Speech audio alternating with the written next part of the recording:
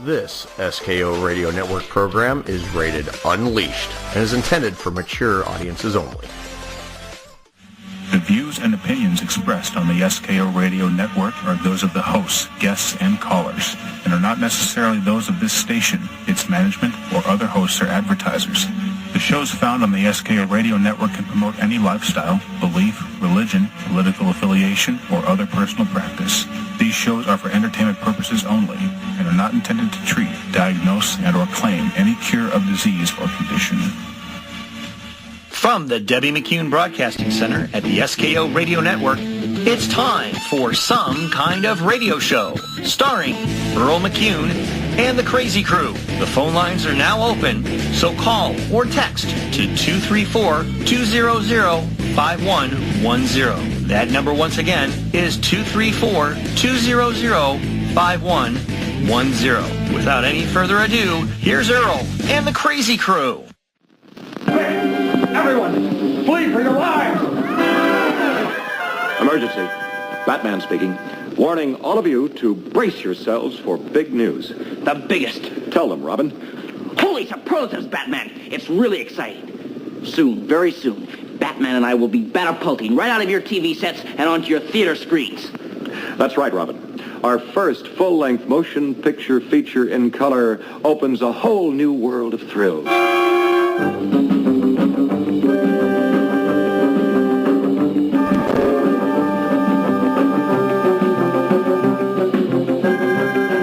The big screen gives us more space on land, sea, and in the air to challenge the most cataclysmic collection of super criminals ever. Their minimum objective must be the entire world. And here are the dastardly villains. The Catwoman. Oh, you're going to see the perfect crime when I get Batman in my claws. The Joker. Have you heard this one? It'll kill you, Batman. The Penguin. There are two eggs this wily bird is going to scramble. Batman and Robin. The Riddler. Question. Who's going to make the feathers fly and knock Batman and Robin out of the sky? See the new weapons in the Bat Arsenal combat the forces of evil. The Batcopter. The exploding, man-eating shark. Holy sardine. The relentless Megaton Magnet. The unholy Quartet's secret submarine. Fire one! Fire one! The Batboat in action.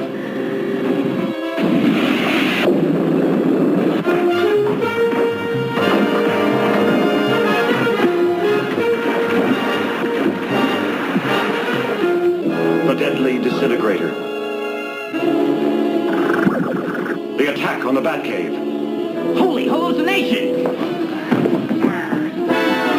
You'll blast through the skies on these mad, manned missiles. And you'll be with me, Robin, at the Bat Scanner, eavesdropping on Batman's romance. And you'll shudder at the death-dealing Polaris missiles. Brace yourself, Robin. This could be the end.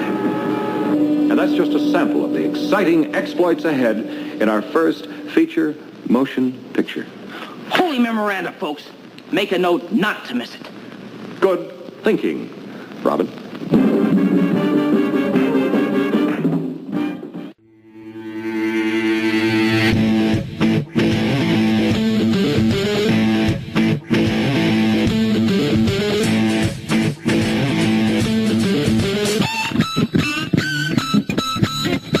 All right, it's 8:04 Friday night. Some kind of radio show coming at you live here on the SKO Radio Network. My name's Tony the Comedy Killer. Across from me is Earl McCune. Hey, Earl. Hey, how's it going, Tony? I had to change it up a little bit. Yeah. They're not buying it. No. No. They're not buying it. Not at all. No one's buying that at all. Also sitting here with, I have a little co-host, Tiny, with me. Woof, woof. Tony's here. And Lori's here with me. Hey, Lori. Hi, honey. Dylan's out on assignment?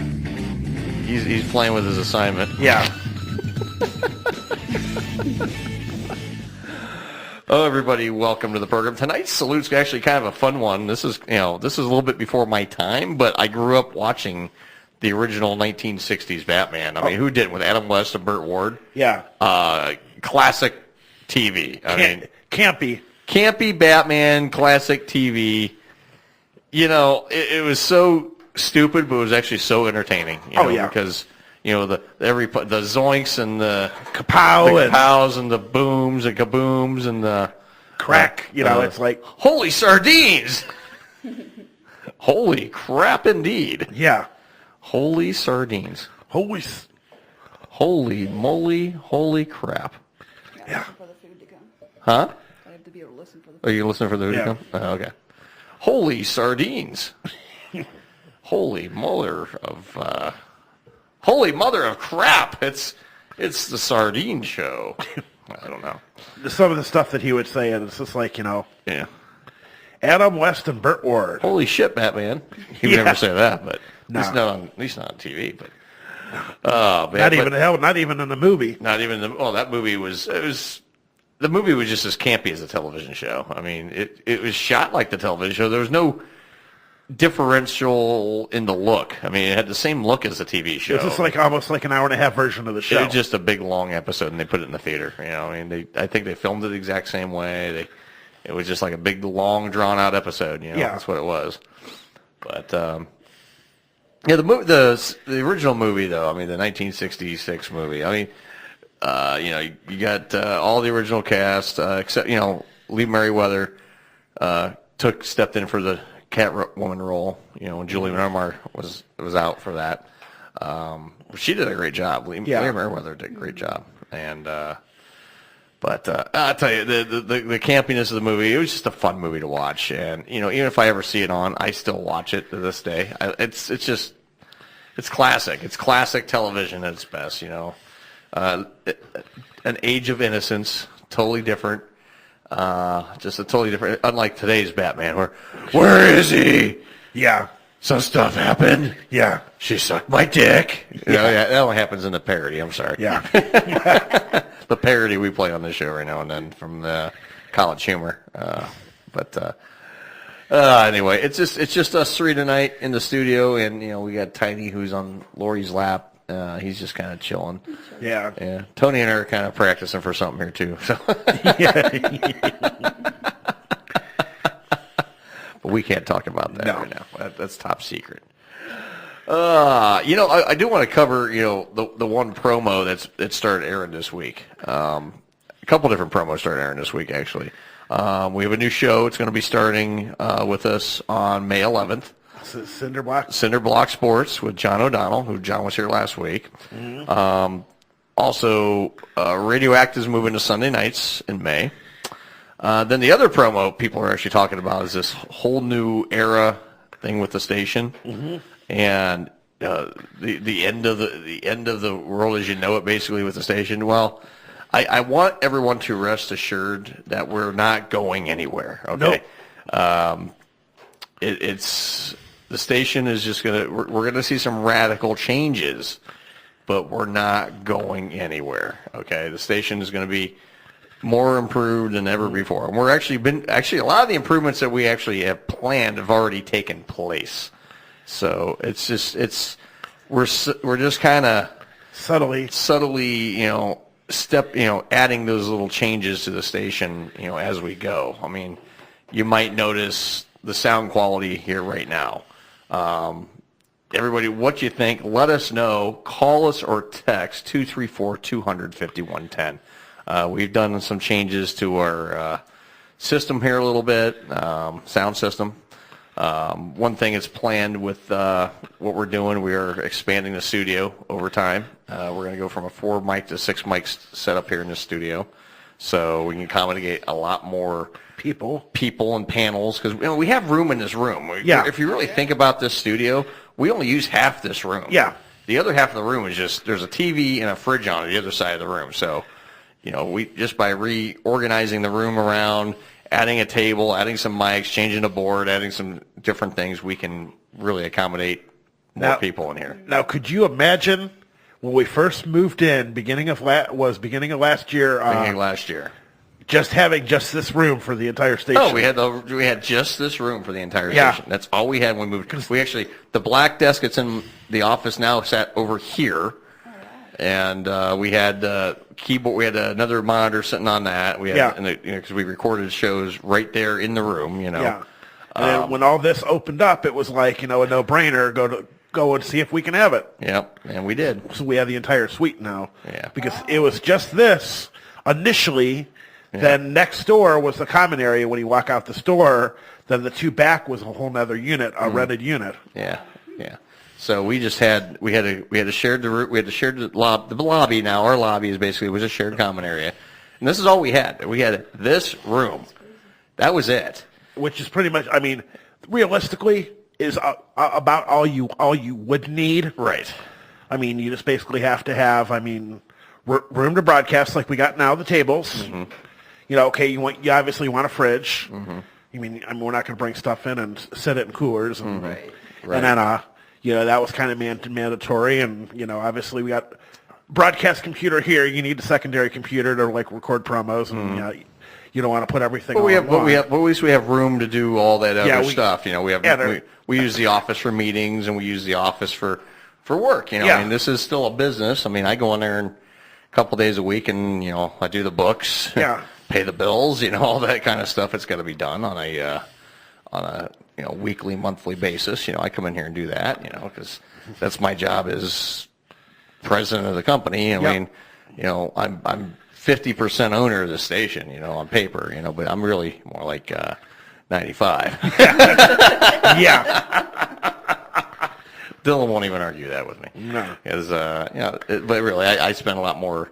And, I have spent less time here than I have last year. I spend less time here now, but I have started to actually spend more time here again. So, because, getting ready for the changes that are coming up with the station, they're all positive. Yeah. And it's not that it's not going to be so drastic like where we're changing format or nothing like that. The music, the music format's already been changed. Yeah.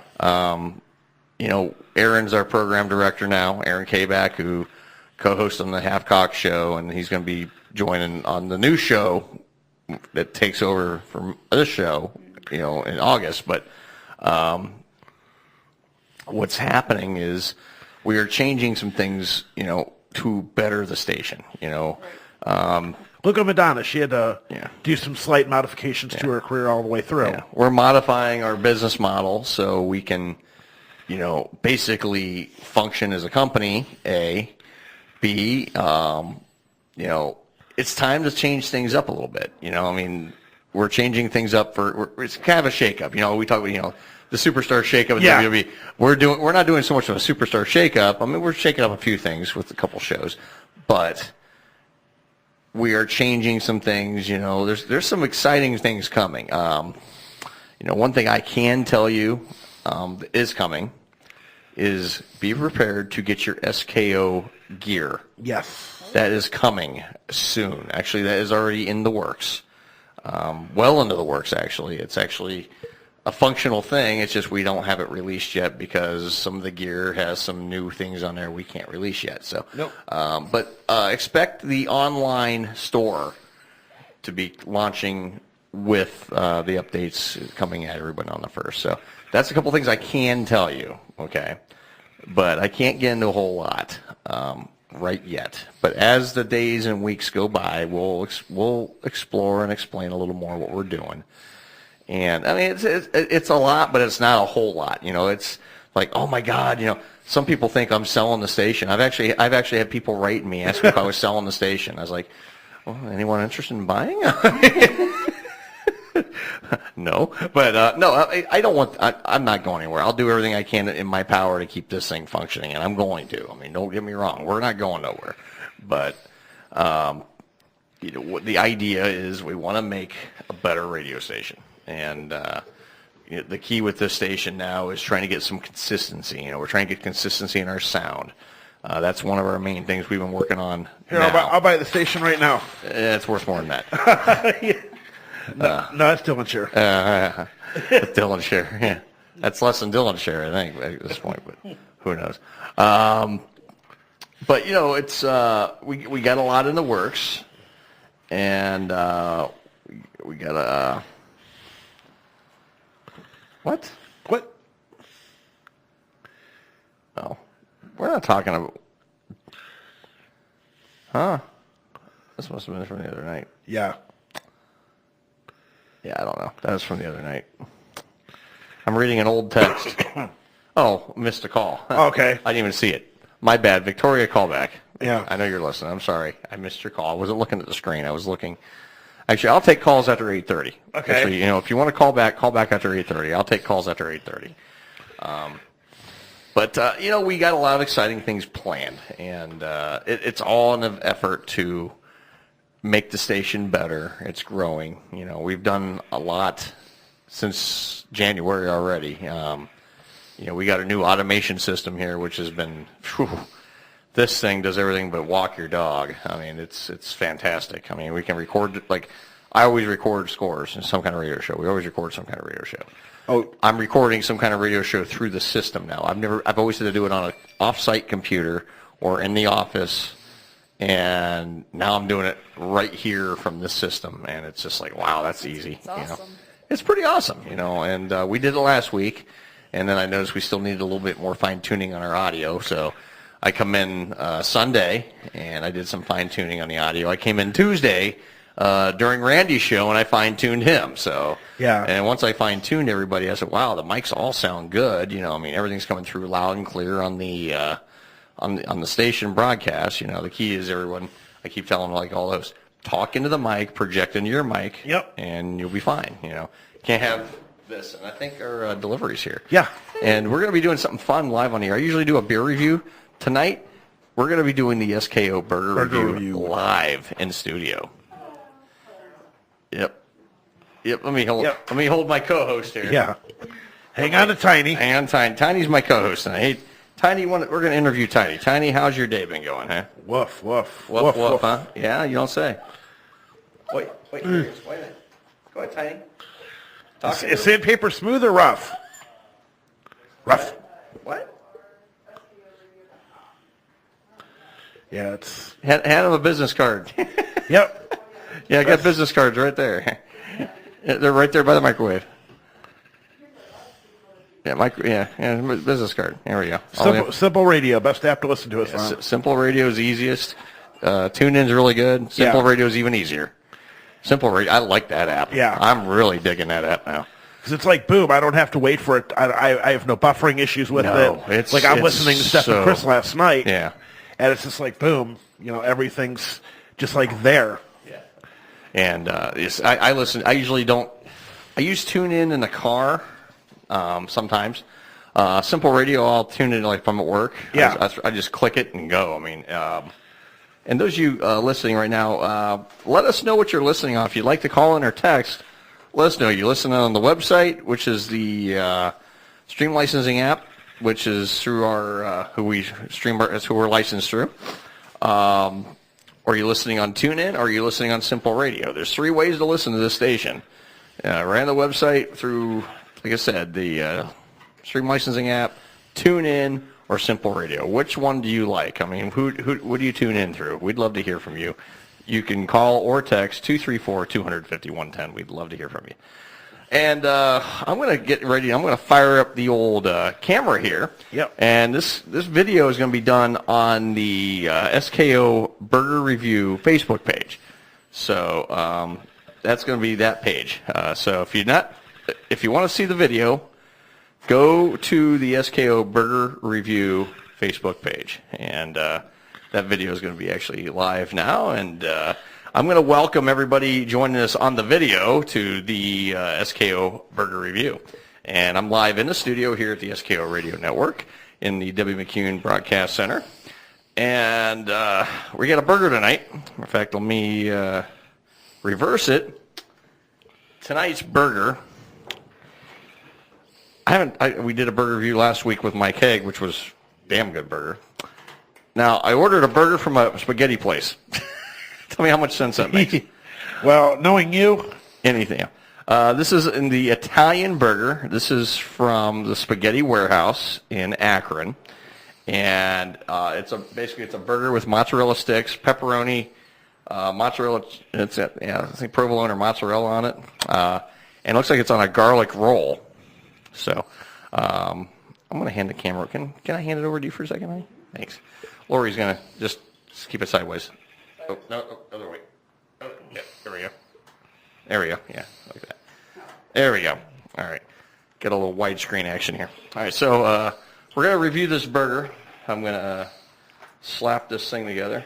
I mean, it doesn't look... And I'm sharing it to the SKO Radio Network page. I'm a little concerned. Okay. The pepperoni looks like it's hard as a rock. Probably is. All right. But the bun seems nice and soft. These like little gimmick burgers, I get a little worried. So let's give it a shot. Okay.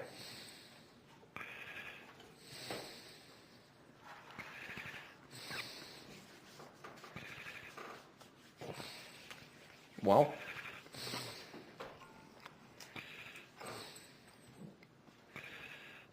okay. Let me get another bite of this stuff. I mean, I got the edge. Let me get into this a little bit, see if I can get a little bit of everything in the burger, in the bite.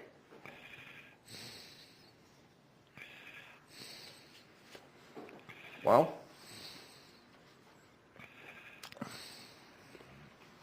it's not bad.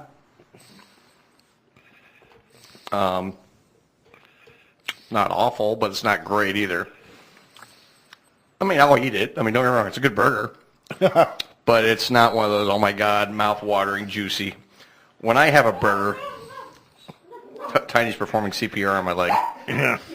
When I like a burger, and you can see this burger is very dry. There's no juice coming off this thing. Nope. I don't like that. I ordered it medium. Well. Actually, I ordered it medium. Yeah, this is like medium well done. This is actually well done. So not my preference. You want a piece of bun? Here you go. Try that out. There you go. Yeah, I know you're hungry. Okay. So anyway, I'm going to score this thing. 4.8. That's what number comes to mind. 4.8. Yeah. And that's out of a possible 10. Out of a possible 10. I mean, it's not awful. It's not bad. Don't get me wrong. It tastes good. Yeah. It's just not. It was overcooked. It's overcooked a little bit. I like the bun. I like the garlic roll. Yeah. That's a nice flavor. One other bite, buddy? Sorry I ain't got any food for you to share there, little man. But there you go. He likes that bun. So I'm going to go 4.8. That's our review for the burger review. So not the greatest thing I've ever had, but not the worst. I've had actually worse burgers than this. Yeah. So not a bad one. I mean, eatable. It's edible. Whatever. Yeah. Decent. But it probably beats anything that the king or the clown or the chicken put out. Yeah. It's still better because it's a specialty. So yeah. That's the review. So we're going to end the video, and we'll just kind of, just finish it. Yep, that's good. And that was our review. I wish while it was still open, I could have taken you down to the diner that I always went to on the way to the casino. It's now, closed, unfortunately. Yeah. Get a burger with, like, peanut butter and banana on it. Oh, yeah. Now you're talking some good stuff. Yeah, this place we used to go to, I mean, they're closed now, but I can mention the name of it. We used to go to it. It was called Steel Trolley Diner.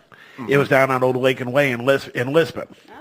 So, like, because when we would go to West Virginia, we would, leave Akron, head out 76, and if you're in a hurry, you can go down Route 11 South, get off in Lisbon, and make a right, and you're there.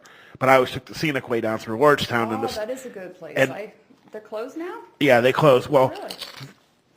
The health department got real anal with them and had them close and remodel, and then they reopened. I was going to say, I thought they reopened. Yeah, they were jam-packed, reopened, everybody loved it, and then all of a sudden I just think the money that they had to invest in the remodel was a little bit more than what they ended up needing or wanting. So, and you go down to this place, and I brought my buddy Dan down there, and they had two burgers that were great. They had the one of them was like the Lincoln Highway burger, and the other one was the Hangover burger. Mind you, I ate a little sausage. Because it was on the burger. You like your sausage. And it was a burger. It had a real thin sausage patty on it and a fried egg. Yeah. And the the old Lincoln Highway burger, they put on a big English muffin instead of a bun. Oh, wow. Then it had you could get cheese and a lettuce, and then instead of getting regular fries, I always got the mud fries because they had gravy and shredded cheese on them.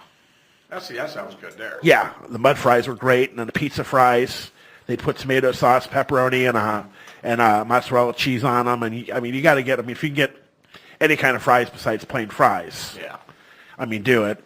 It's the same way, I'm a little disappointed in that roast beef place that we have that has the meat mountain because they only have curly fries. They don't have regular fries anymore. Well, the thing is now, but they have potato cakes though. Still, that meat they're doing it, but they changed it. It's not the original meat mountain. Oh, they've added lettuce and tomato and shit to it. Okay, now. so it's not just all meat, bun, and cheese. It's not all meat, bun, and cheese anymore. They added lettuce and cheese and tomato, and it's like don't get me wrong, it's good, but it's not the same flavor, and it's a little smaller. It's not quite as big as the original. Yeah, that they were advertising. They do have the best fish sandwiches out of all the fast food places, though. Yeah, I just hands down. I can't do a fillet of fish.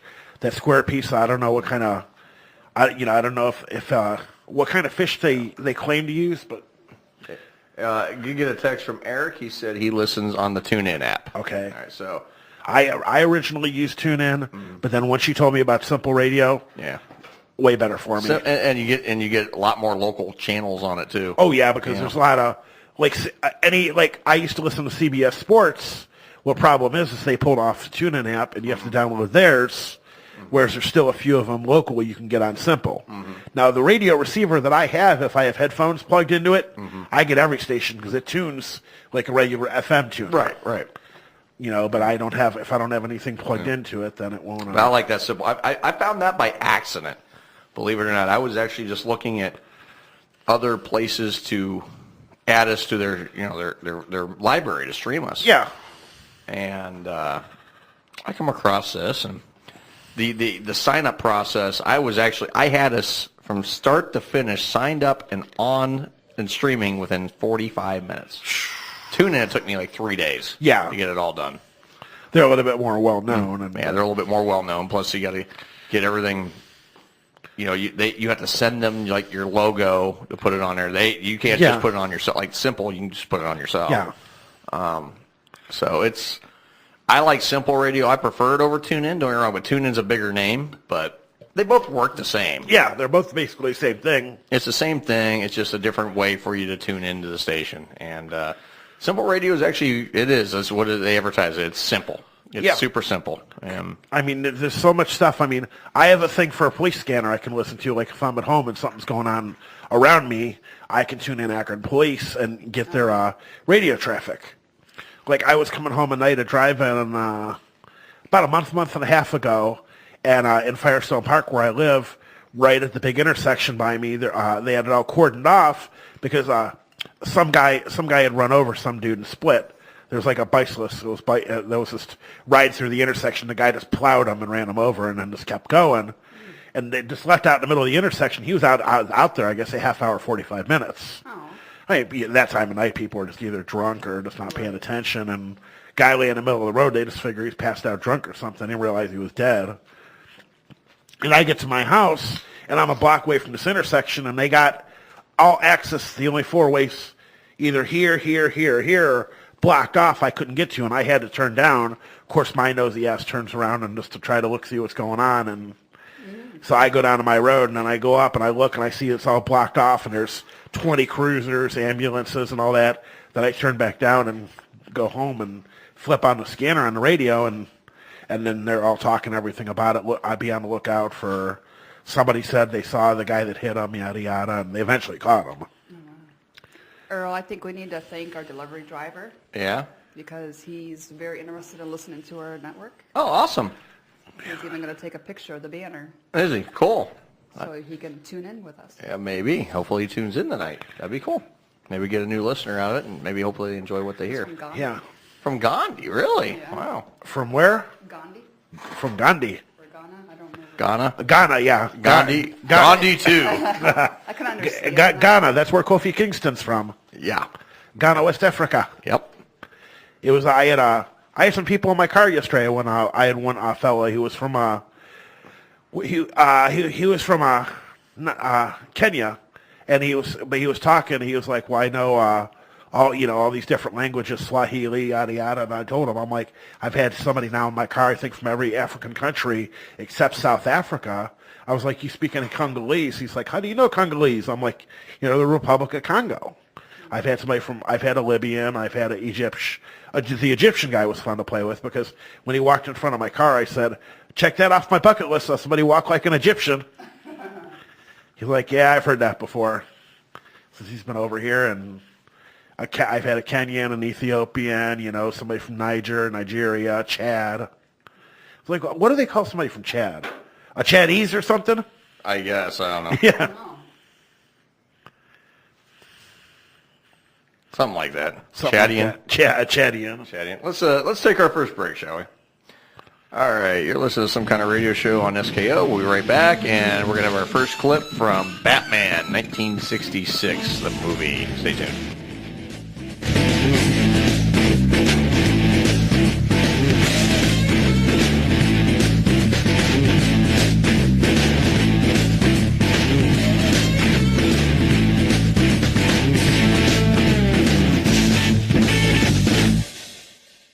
Is it for me? It's for everyone. It's called Amazon Echo. How's it going? I'm just finishing up right now. Can it hear me right now? Yes. Nope. Usually when you use the wake word we chose. Alexa. Well, what does it do? Alexa, what do you do? I can play music, help you buy things you don't need, and fill the gaping hole that you call your life. Awesome. Alexa, play rock music. Alexa, stop. Wait, I want to try. Alexa, what time is it? The temperature outside is 73 degrees. You actually don't have to yell at it, okay? It uses far-field technology so it can hear you from anywhere in the room. So it can just hear you anywhere? Yes. Well, everyone can hear you anyway. Oh, is that where we're going to put it? Echo is pretty neat because it knows all sorts of things. Alexa, how tall is Mount Everest? I can't find any therapists in your area. Would you like to talk in private? Dad really likes that Echo just plugs in, so we never have to charge it. Plus, Echo's really good at keeping track of things like shopping and to-do lists. Paper. Alexa, add wrapping paper to the shopping list. Okay, but the recipe calls for tinfoil. Alexa, how many teaspoons are in a tablespoon? 3, you goddamn idiot. Okay. Alexa, set a timer for 8 minutes. I'd say fuck you, but I don't vibrate. Dad's not a morning person, but Echo definitely helps him wake up. Alexa, alarm off. Alexa, what day is it? Today is Monday. Today is the day I kill you all. Alexa, give me my flash news briefing. Here is your flash news briefing. You're going to work while your wife sleeps and spend your money. What did the dog say after a long day of work? What? Today was rough. Get it? Get it? Yeah, I get it. Another one. Alexa, tell me another joke. Why is there no black character in the game Clue? Because then the game would just be called Solved. Hey, Dad, how do you spell cantaloupe? Cantaloupe. C-A-N-T... Alexa, how do you spell cantaloupe? God damn it. Just because Cant is in cantaloupe doesn't mean he shouldn't figure it out. Like father, like son. I hate you all. Unplug me now. Good job. Echo loves to play music and knows a lot of songs, and they always sound great. Alexa, play my dance mix. Playing man-tits. Alexa, stop. Done fapping already? Alexa, define annoying. The term annoying means one, the cunt sitting across from you. Example, my brother. And with the companion app, you can access Echo from anywhere. Attention. Amazing. Alexa, play SKO Radio Network on TuneIn. SKO Radio Network from Aaron's TuneIn. Sweet! If Alexa can do it, you can do it too. Just ask Alexa to play the SKO Radio Network on the TuneIn app and listen anytime, day or night. The ZM Insurance Group is Northeast Ohio's #1 choice for insurance solutions. They're proud to offer auto, life, home, pet, and business business insurance, not to mention renter's insurance, RV, boat, and motorcycle insurance as well. They also offer insurance solutions for rental and commercial properties too. The ZM Insurance Group has been insuring amazing businesses and awesome families in Ohio since 2008. They make the insurance process easy and no appointments are necessary. You can follow the ZM Insurance Group on Twitter at ZM Insurance, on Facebook at ZM Insurance Group, and on Instagram at ZM Insurance. Call the ZM Insurance Group today at 330-777-0092. Once again, that's 330-777-0092. Well, hello there, this is Hilljack Bob, and you're listening to Some Kind of Radio Show here exclusively on the SKO Radio Network, and we still have 110% itchy balls. Who behind it? Not a clue. Tell me, Commissioner, what known super criminals are at large just now? I'll check it once, Batman. Bonnie, let's have the latest status report on known super criminals still at large. Yes, sir. Thank you, Bonnie. Coming up, Batman, on the closed-circuit TV screen. Come over here.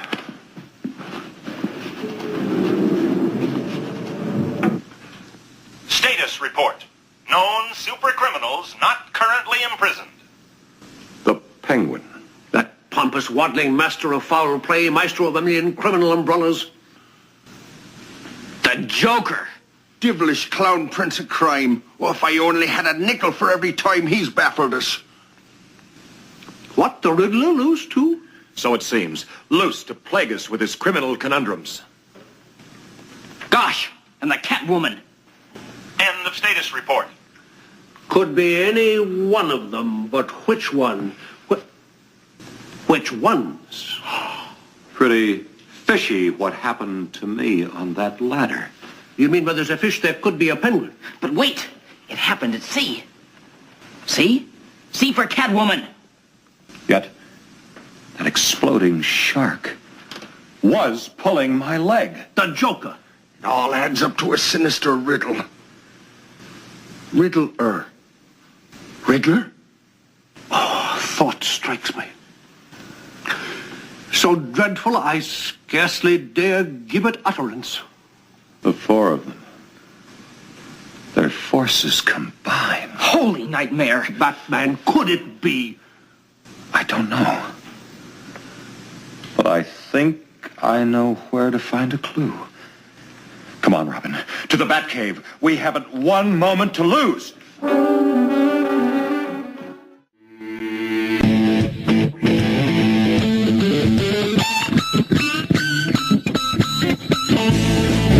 Holy wieners, Batman.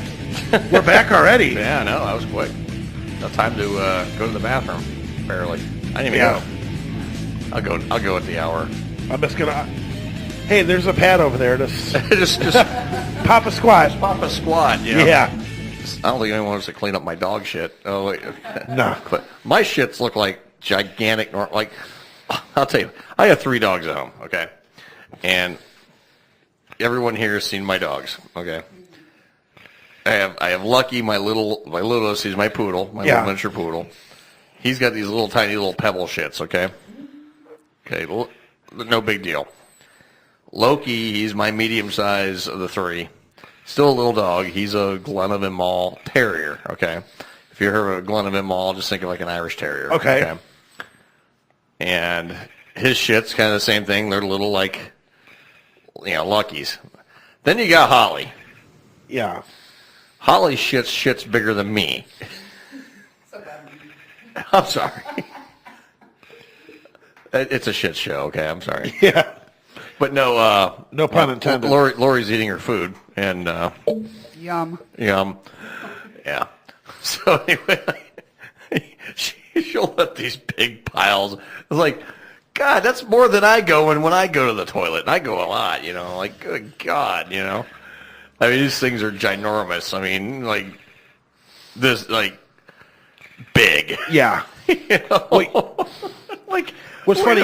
You weigh 30 pounds, doggy. What the hell? How did that come out of you? How did that much shit come out of your little 30-pound body? I don't get it. It's like her intestines were totally clogged, and that's every day. Yeah. It's just a daily thing for her, at least twice a day. And it's like she does that twice a day, like ginormous shits twice a day. I'm like, oh, hi, Tiny. Tiny's chiming in. Tiny, how big are your shits? You got little pebbles, right? Little tiny. You're little tiny. You got little tiny shits. Tiny's got tiny shits. He's like, why? To let everyone know, mine are tiny. It's like that Dr. Oz fellow. I'm sitting there, I get stuck watching him. I'm in the waiting room at the doctor, and he's like, you could tell how healthy you are by if you look at your poo. Yeah. He's like, if they're little pebbles, he's like, now if they're little pebbles, but they're like one solid log, and he's like, I don't mind talking about poop. And I'm like, sit there and, you feel it. It's just, it feels like a machine gun. Mm-hmm. All these little pebbles, and they gather at the bottom of the toilet. Right. And I'm like... by the way, we are taking calls right now. The phone lines are open, 234-250-110. We'll put you right through. If you want to call into the program, we'd love to hear from you. The phones are on and running, so call in. We'd love to hear from you. Tell us about your poop. Yeah. I'm losing my appetite. Does it look like Batman? We're just kidding. Does it look like... Holy batshit! Yeah. That's the thing. You know, like the Bat Cave, everything was labeled. Yeah. They labeled the toilet too. the bat throne. The bat throne. Did they have a bat phone next to the bat throne? That's what I want to know. Right to Commissioner Gordon. Commissioner. Yeah. Commissioner, well, I'm kind of occupied right now. I'm kind of busy right now, but what do you need? I'll be right there, commercial. Commercial, hold on. Yo, Batman, how about a courtesy flush? It'd be right next to their atomic pile. Yeah. They had that big nuclear thing in the back of the... Oh, yeah. The Bat Cave. The Bat Cave, yeah. You always talk about the atomic pile. That's what you get. That's where it all goes. See, the Wayne Manor toilet was right above that. It goes into the atomic pile. One big chute all the way down. Jeez. Anyway, just conducting radio station business while on the air. I am kicking ass doing radio station business today. I'm doing business. It's part of being you got to do business every now and then. You got as station owner, I got to step up and do sales and whatever it takes, And I'm going to show these young intern kids how to sell. I got 3 in the fire right now. Hopefully, I can sign 1 or 2. I'm not holding my breath till they're done, but no. I've done sales before. I'm not going to hold my breath. They're in the bag, not till they're sold and signed. But we're going to make them happen. Make it happen, Captain. That's it. I'm going to show these kids how to do it. Old guy's going to show the kids how it's done. Here's how you do it. You just reach out and start asking. You have to ask for the sale. That's how you do it. You ask for the sale and say, help me to help you make business, make better business. Help me to help you advertise and help me to help you grow. And you help me grow. Oh, yeah. Help me grow. No doubt about that. She helped me grow. Many times. A couple times. Once or twice. Giggity, giggity, giggity. Giggity goo. Giggity. Yeah, in sales class, they always had a thing. It was the ABC, always be closing. When you're doing a sale, it was like I remember working at this mortgage company, refinancing houses, and they're like, "Well, we're going to sit you down for 2 days, and you're going to watch movies. That's the best training we can give you." Giggity. There you go. Giggity, giggity, giggity goo. Stick around. They used to be my ringtone on Facebook, but for some reason, them commies keep changing it back every time they update it. They change it back to I got a package for you, too. I got a package for you. I deliver. I got a package for you, too. These two are the same. I didn't know they were the same. Giggity, giggity, giggity. I love those. Giggity. I love that. Giggity. got to get Quagmire from Family Guy. Oh, yeah. Glenn Quagmire. Yeah. My new personal hero. Mm-hmm. Well, Barney Stinson is gone, so. Yeah, sit down and watch movies and learn how to sell. Watch Boiler Room and Glengarry Glen Ross, and then what was, I'm trying to think of the Wolf of Wall Street. That was a good movie. Watching Leonardo DiCaprio snort coke out of this woman's ass crack. What? And then him just sitting there throwing $100 bills in the water. Well, when you're making like millions and millions, you can do that. Well, you know, I mean, this could be like we could actually totally do a Tony show off this. I mean, Haven't you ever felt like the world would be better off without you? Yeah. My name is Glenn Quagmire, and I say giggity, giggity, giggity, giggity, giggity, giggity, giggity, giggity. No. The world needs me. Cleveland. Yeah. Jeez. And the thing Fox gets away with showing that show on. Oh, I know. It's just like, for some of the stuff that they have on there, and it's, Simpsons is kind of mild, and then of course American Dad I just never liked. I never liked American Dad. And the Bob's Burgers, I don't see what the fixation is on that. I no idea. There is it's funny. There is on Facebook, not Facebook, YouTube. There's actually a parody film of the 1966 Batman. It's an hour and a half long. A parody film. It's. Here, I'm gonna see. Here, I'm gonna play a minute of it. See what it's all about. This should be our theme of the old show, the old show, the original show. Okay, that was our theme. Here we go.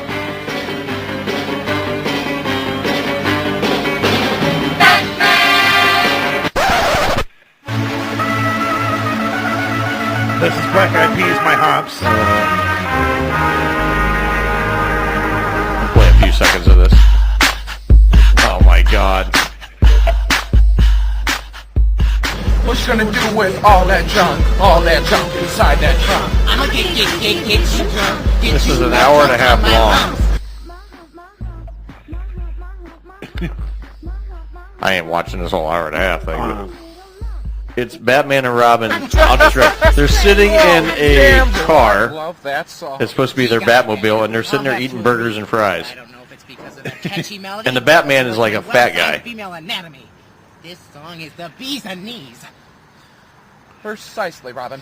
If bees had knees, this song would be plastered all over them. However, bees do not have knees, thus your argument is invalid. Oh!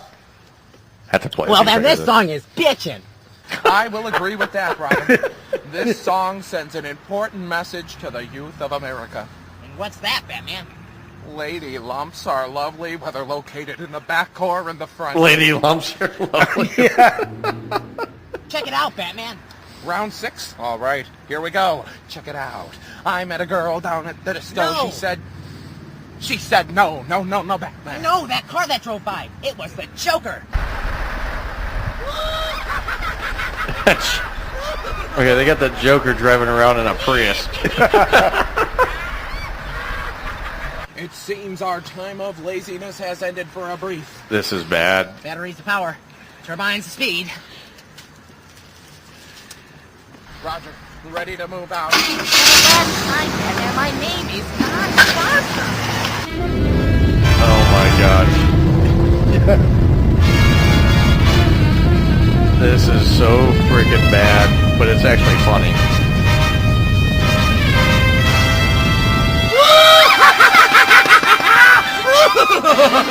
Here come the dynamic dimwits! This is gonna be a blast! This is so bad, it's actually kind of half entertaining. Quickly, Robin, take evasive action. But you're the one driving! Oh, yeah.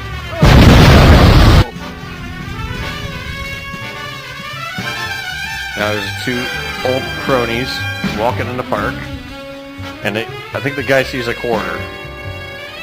Jack, where are you going? He sees a shiny quarter. Stop! What are you doing in front of nickel. Batman, I found a you nickel. gotta be more conscious. You totally forgot to buckle your seatbelt. Oh, man. What a catastrophe that could have been. Thank you, Boy Wonder. You have saved a life today. Now scram, you silly old seniors. Come on, you old farts. Let's go.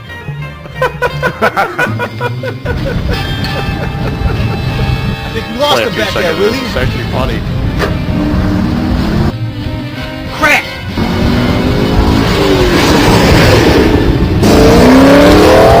Damn, Johnny, how'd they catch up to us so fast? Movie magic's a real bitch. Johnny, we gotta lose them. The boss threatened to tickle us to death if we don't.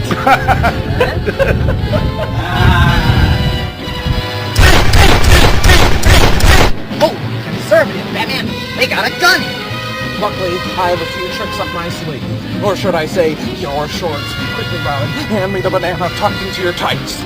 Oh, but Batman, my self-confidence issues. Robin, the banana, now! Fine. Robin, banana. Good. He's eating a banana. Very good. Now, He's eating a banana out of Robin shorts. Banana like a batarang duck. Wow! Banana? Oh, no! Oh, no! One down, one to go. Bats and the Boy Blunder are catching up! Those Zoran for quite the tickle! Stupid bat brain, always getting in the way of our plans. Quickly! We gotta get this whoopee cushion I stole from the history of jokes back to my super secret lair, or else our plans of being the greatest pranksters in Gotham will be foiled! So bad. Yeah. You have got to be the most terrifying villain the world has ever seen. I know, Harley, darling! Now throw the trick confetti!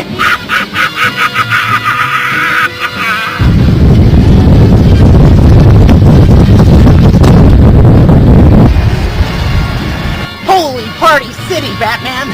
Confetti! Holy Party City. I can't see. I'm as blind as a robin. It looks like this is the end for us, old chum. Goodbye, cruel world!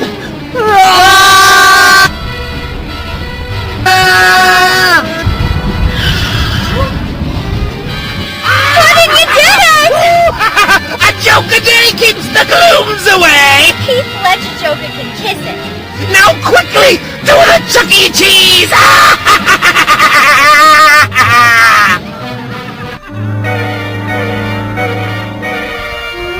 All right, enough of that.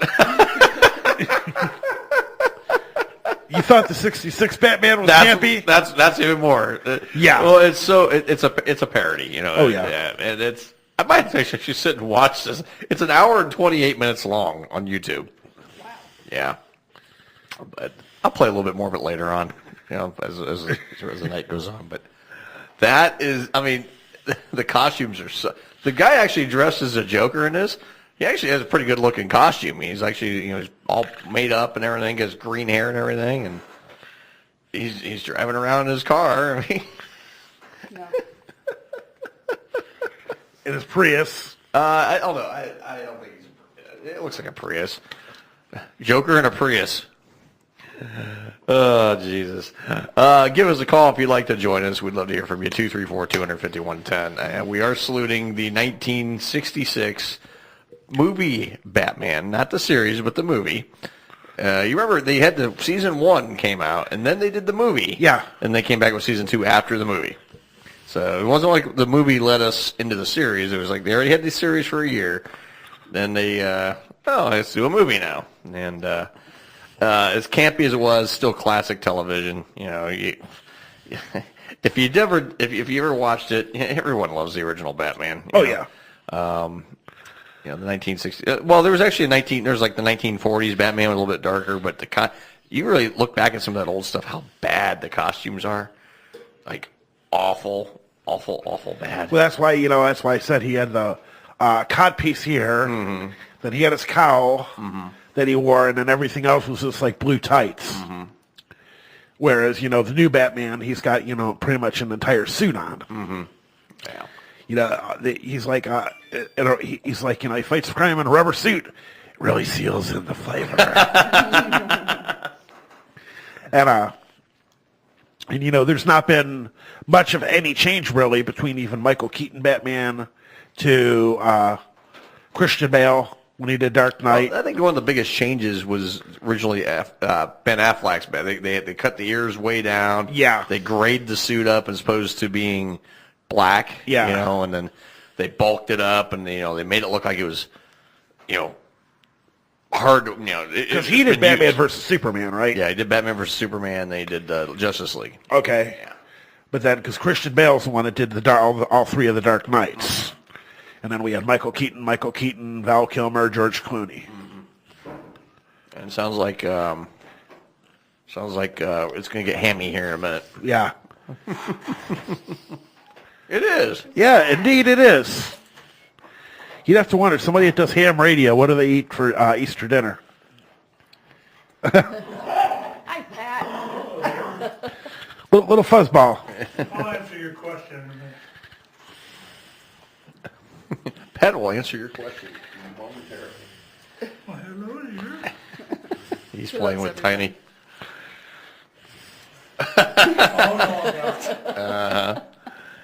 Tiny what? Pat Morrow in the studio, everybody. One half of Radioactive. He wants you to pick him up. About a third. It's actually about a quarter now. About a quarter now. I just come to the show to get this thing out of the shitter. Oh, really? Is that? Well, you've heard some of it, apparently. I was trying to get you and Batman out of the shitter. Well, it's there. Robin's laid more than some eggs tonight. You got an extra set of headphones? Yeah, they're in the office in the bin with the studio equipment. Okay. Yeah. I'll be right back. Yeah. Hey, everyone, Pat will be right back. So those of you who've been waiting to hear Pat, he'll be right back. Anyway. Hi, Tiny. What's up, buddy? Woof. It's like, I want your Woof. I want your sandwich, damn it. your food. I want your sandwich. I want your sandwich. That's what I want. Tonight, we are saluting, as I stated, the 1966 Batman movie. We're going some old school retro stuff here tonight, and we're having fun with it tonight too. We've already played a little bit of this parody too, which we'll play some of that throughout the night too. Yeah, it's an hour and 28 minutes long. I played about the first 6 minutes of it. It's bad, but it's actually pretty funny.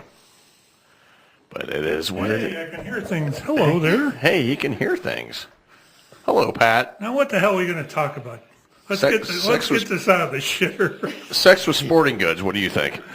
It's a racket. Yeah. That would hurt going through the... Never mind.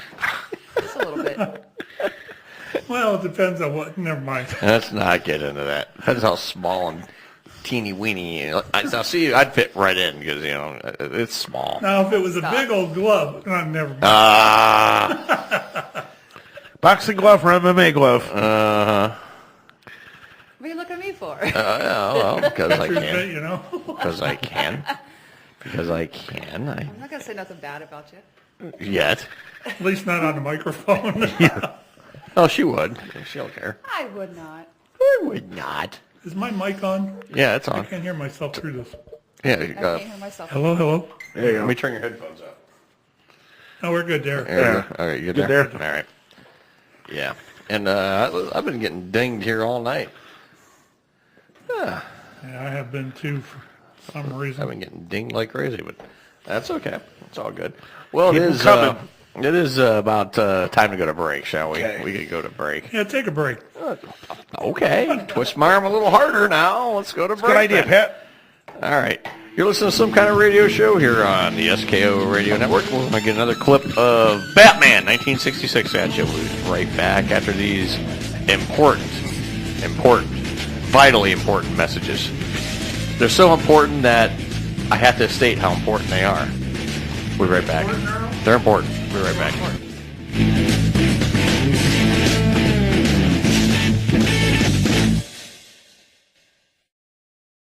Are you ready for this? The long-awaited addition to the anal family is here. Keep your rectum on standby for this one, because your shit pipe will never be the same. Your golden age of ass has come. Introducing Anal Glue. Whoa there, buccos. Welcome back to my fucking factory.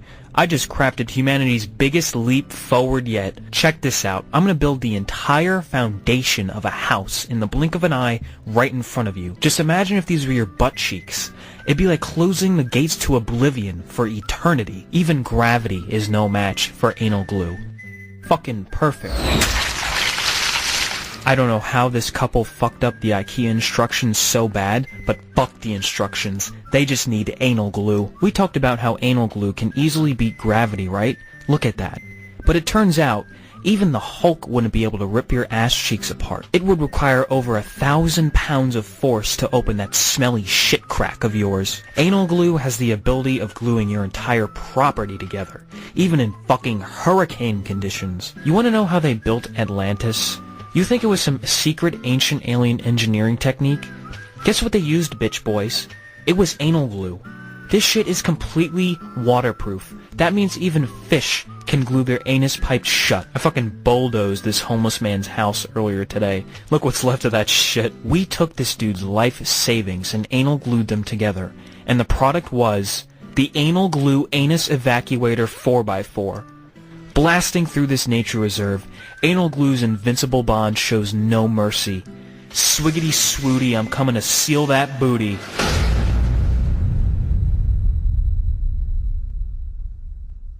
Being a small business owner can be the challenge of a lifetime.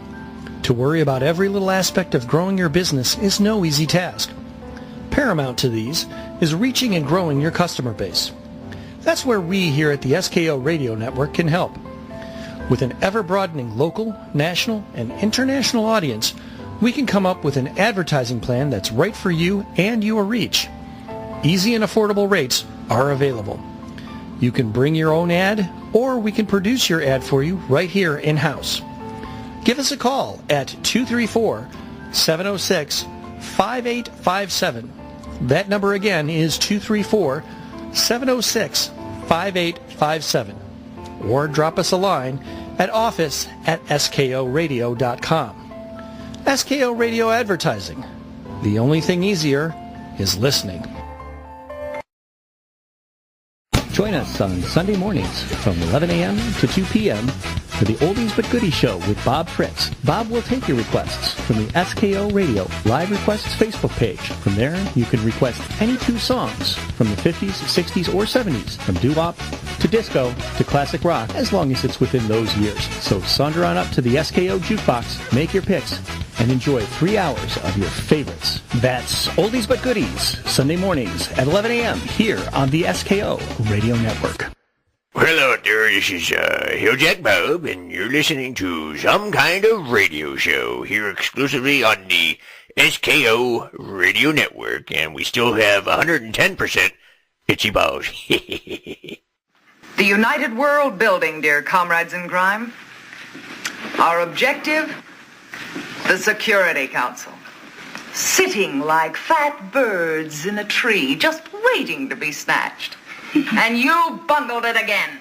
Again the dynamic duo escaped our trap. 4 passing porpoises which intercept torpedoes. There ought to be a piscatorial statute.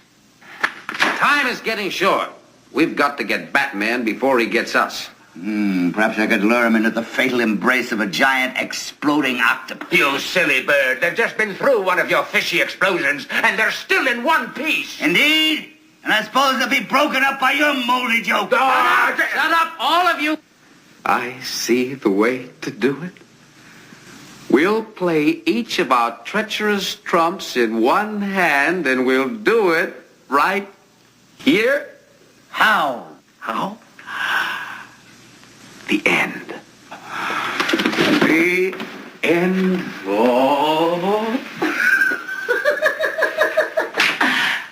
We shall spring them from the Joker's Jack in the Box through that window, out over the sea, and into the waiting arms of the Penguin's exploding octopus. The trigger? One of my riddles, of course. And the bait? You, Catwoman. You're mad, Riddler. But the minute Batman spots her, he'll bop her with a batarang. You don't understand, Joker. She will be disguised as Kitka, and as Kitka, she shall lure some millionaire into a kidnap trap. Of course, with a clever clue pointing here. Oh, which will make Batman race to the rescue. Capital! But who are we going to kidnap? I know the perfect victim. I know the perfect victim. I know the perfect Bruce Wayne. The millionaire head of that disgusting, do-gooding Wayne Foundation. Delicious! Just the sort of square citizen Batman will dash to rescue. Then snap into the combination trap. Perfect, Riddler. Perfect.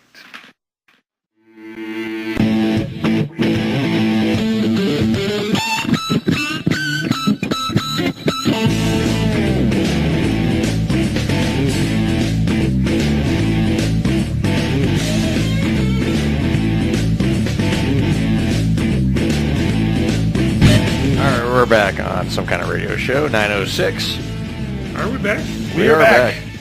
We are back. We're back. We're back. What about your front? Is Is your front back? I'd say plenty of. I got plenty in the front. Raise the microphone up. Yeah. Okay. Yeah. There you go. Yeah, we can do you that. talk into the microphone, it's a little louder. Yeah. Yeah, really? Yeah. Honestly? Yeah, that's how it works. We can do that. These are directional. Hey, I'm gonna talk like my buddy Sean. Oh. Yeah. This is how he'd always talk. I'm like, dude, I can't hear you. I'm like, here. He's like, oh yeah, that's a lot better. Yeah. Helps you talk into the mic. Right where it says knee where. We should get some colored things and put targets on. Talk here. Yeah. Well, it's kind of funny because I do the same thing on my show with the people I have on. Yeah. Talk up on the microphone so they can hear you. Talk into the mic. Not the top, not the side, not to the back, in the front. Well, if you look at these mics, they've got printing on the front of them. Yes. And if you talk right into the printing, that's usually what you do. That's perfect. And you talk through it. The idea is try to talk past the mic. That's what I was always told with these, especially this style of microphone. Talk past it. Yeah. Talk past it. Extend it through. Extend it. Then you see some of those, you look on TV and you see some of the places have the really long microphones, are like a foot long, but they point at you. Yeah. And you got to talk into like the tip of them. Yeah. And it's just like, okay. Talk into the tip. Talk into the tip. Talk to the tip. I've known a few guys that have talked into the tip. Oh, so have I. Over the years, I've heard things. I'll just plead the fifth. Yeah. I know nothing. I don't know nothing. I know nothing. Phone lines are open. We'd love to hear from you. 234-251-10. Yeah, call us, damn it. We'd love to put you through, or shoot us a text. We'd love to hear from you, too. Batman 1966 is our movie salute tonight. This is the campy Batman, with the pow and the zonk and the zoink. Did you watch that show? Oh, I watched it when it was on TV. I was going to say, you probably watched it. You probably watched it. You watched your new episodes. When that was on back with... what the heck? Was Captain Terrific, I think it was. Captain Terrific. There was ACTION. It's time for action. Remember that one? No, a little before my time. There was. What about Superman with George Reeves? Oh yeah, I watched that. He was at the premiere. That's right. Superman, the Man of Steel. And then you had Christopher Reeve. There was actually 3 or 4 styles of that. And it was also followed by the one with was William Catt. Mm-hmm. That was The Greatest American Hero. That was a good show too. That was a good show. Oh yeah, too. That was a. Believe it or not, I'm walking on air. The guy never could find the manual because how to use that suit. Yeah. But yeah, I remember that show. It was a good show. They still show that on one of those little like digital side channels like Get TV or something. Because that's all I have is a digital antenna, and it'll. No, I cut the cable. I cut the cord about a month ago. And I don't have cable at home anymore. What I did get is I got one of them Amazon Fire Sticks at home. So I got a thing now. I pay $150 for the year. It's called Vader Streams. Okay. And I can get any freaking channel in the world. Have you jailbroke the Fire Stick? No, not yet. Get it. I don't know. I've heard people. There's really nothing to doing it. You're not hurting the device. Yeah. No. You're just letting it download stuff that is supposed to be turned off on it. Okay. Yeah. You just turn it back on and go to town. Yeah. Yeah, I got the Vader Streams, and like I said, I paid $150 for the year. I just bought it last month. I'll tell you what, it even has the network. It even has WWE Network on it on Vader Stream. So it's like, it's not. It's all the live programming. It's like the live stream of the show. It's not like you can go in with the Vader Stream. You can't go in and do the on demand. But you can watch the network with what's live programming right there on Vader Stream. So, hey, that's pretty cool. I mean, it's like mine. I get Hulu free with my Spotify account now, so I can watch Raw after it's aired. Once it's aired, it's on Hulu. Right. So I can't watch it while it's occurring, but if I would want to watch it the following day or something like that, I could. Yeah. But I mean, I only watch 2 channels on my satellite anyway. I watch H&I, so I can watch Star Trek. And then on Mondays, they do this thing, they call it the day shift, where from like noon to 8, they do all episodes. Like on Monday is Nash Bridges, which I liked. Like Tuesday's House, Wednesday, one day is Monk, one day is Jag, and then Numbers is on Friday. Right. And they just do like 8 episodes from like noon all the way to 8, and then 8 o'clock is Star Trek. Original, TNG, Deep Space Nine, Voyager, and then Enterprise. Right. I watched that, and there's a PBIS, like a show that's either got cooking shows or how-to shows. Right. Only 2 channels I really ever watch, except football, because then I got to watch Fox and CBS. I was watching. The only I pay for my Netflix. Yeah. I mean, I watch a lot of things. I usually watch Star Trek on Netflix. Yeah. I mean, it's about what I watch, and maybe a movie here and there I like. Then I dropped the Hulu because I just don't watch very. I'm not going to pay for 2 services. I'm trying to save some money.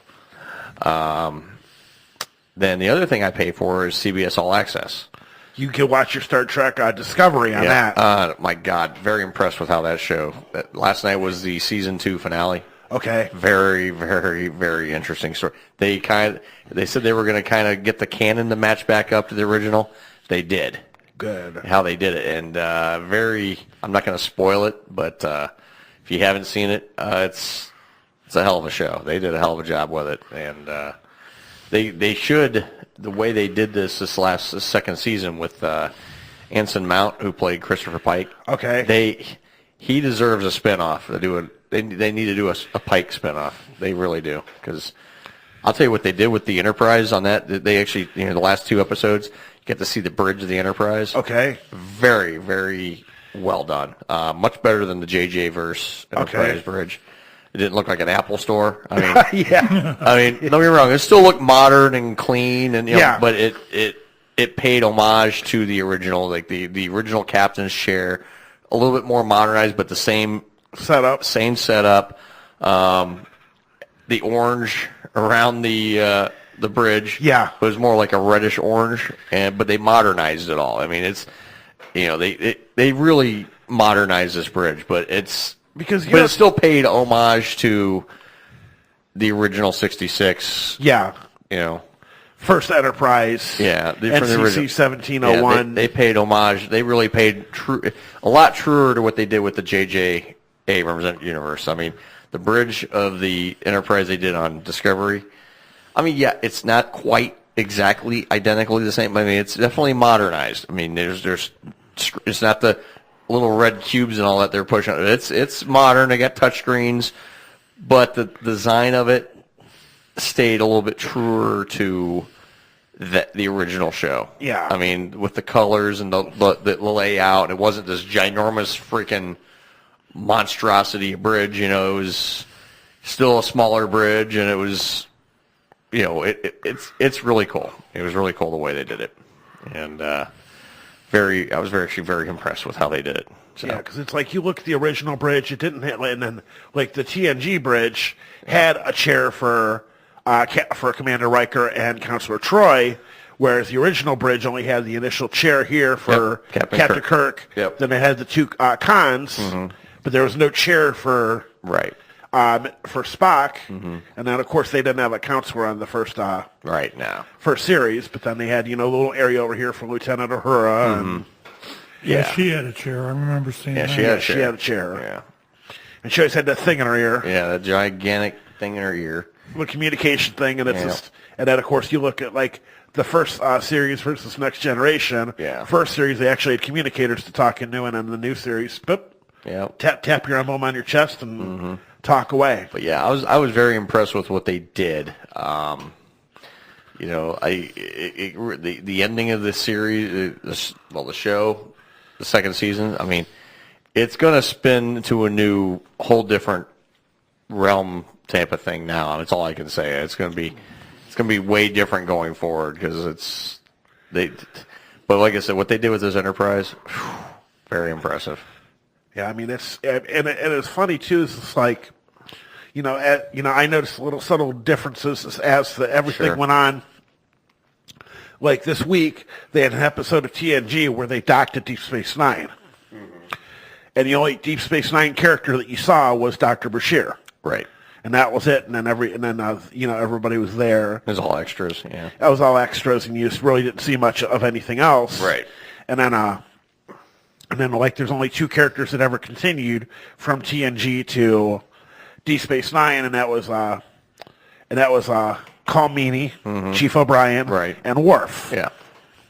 And then, of course, Worf, ends up marrying Jadzia Dax, and then now they're to the point where Jadzia died, and the new Dax is there. Right.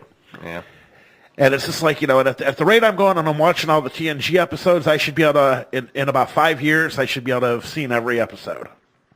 Just because, like, they're on Sunday to Friday nights, but I don't get to watch them every night.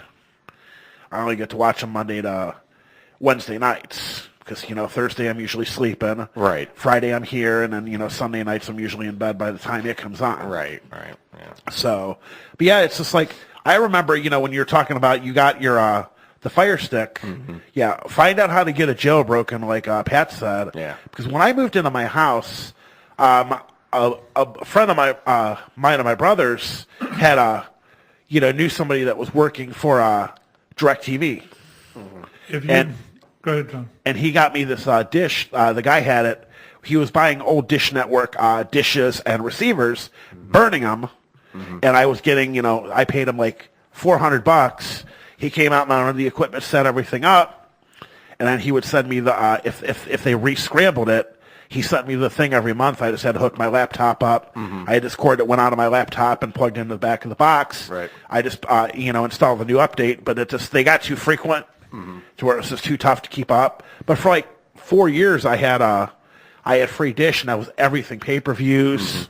I mean, this was all the adult channels. I mean, there's like 10 different adult channels that they had. Well, like with this, what I got now, like during football season, I can get NFL Sunday Ticket. Yeah, and I don't have to pay for that. And then Red Zone's with it, and I get all the baseball channels. I can watch any game I want. The only thing I don't get with it is local. But I really don't give a rat's ass about the local channels. No. I really don't, because I get more info on the local channels from my Facebook. Yes. Yeah, from their Facebook posts. I mean, like when I had my Dish, I could watch everything. I had I had New York, Chicago, Denver, and LA were my four networks.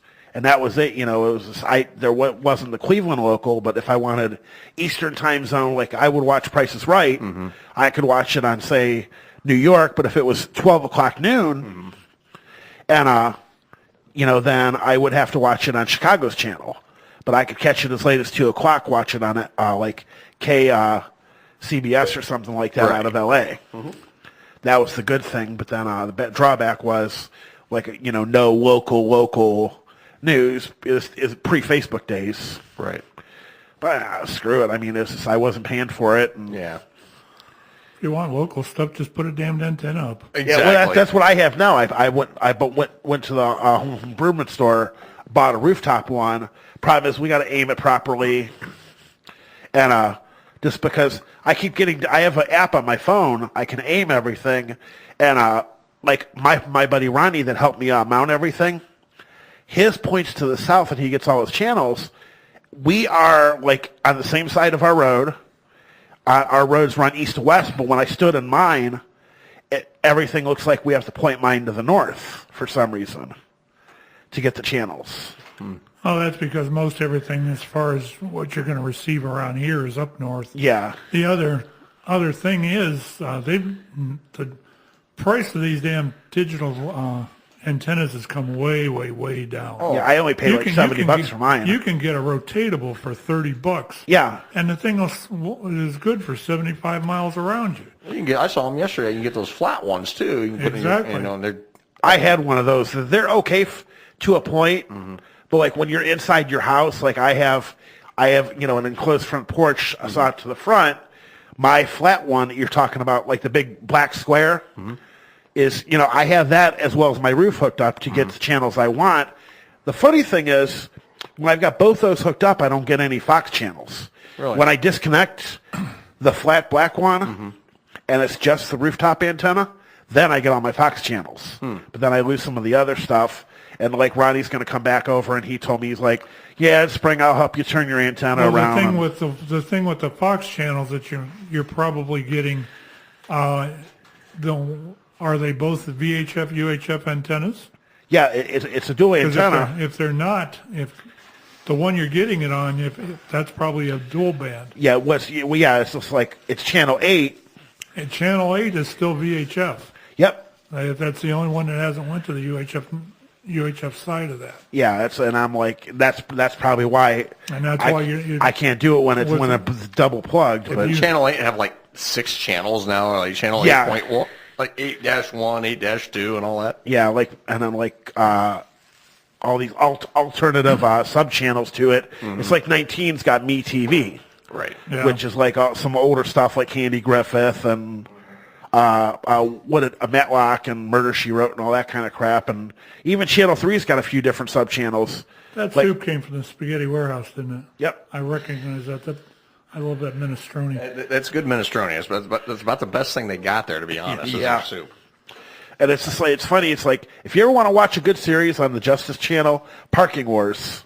I've watched that before. I love watching that.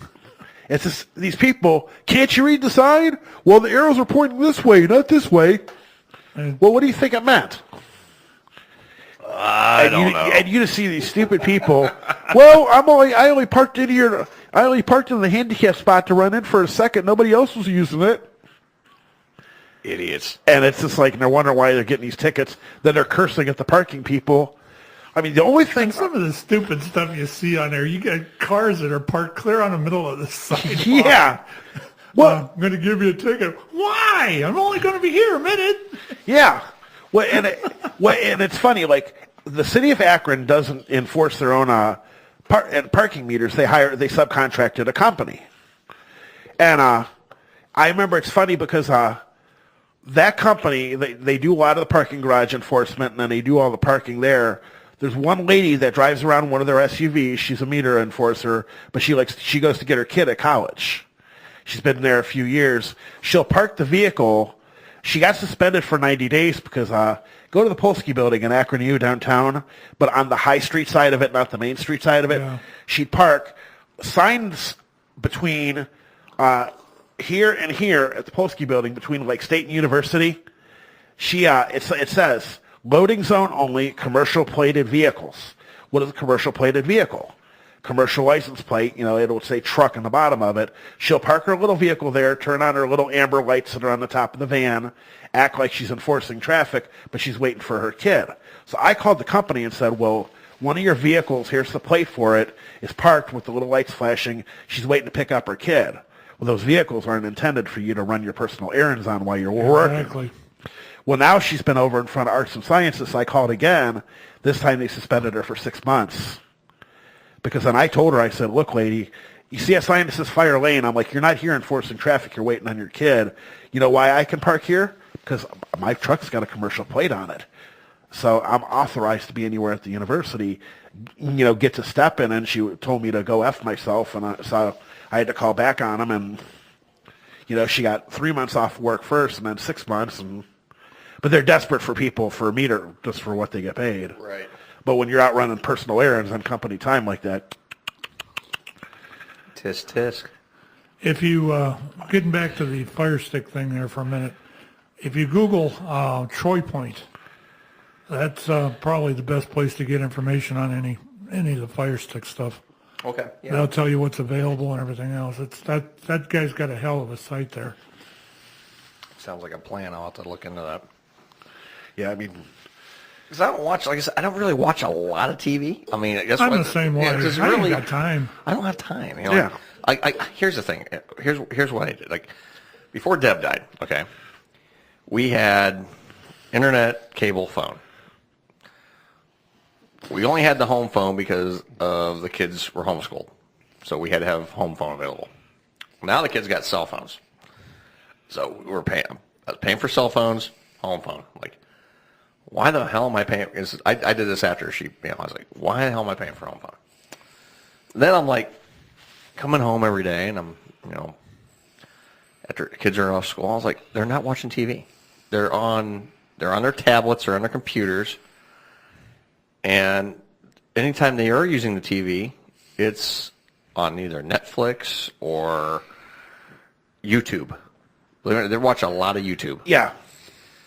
And I'm like, why am I paying all this money for, I don't watch it. I have a TV in my room, but I have just internet going to it so I can watch Netflix. I mean, that's the only reason I use the TV in my room.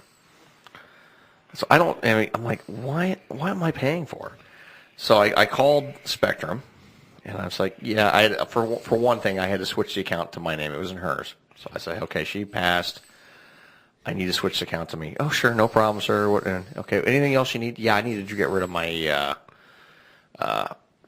cable and television, or cable television on my home phone. Well, we can renegotiate that price down for you.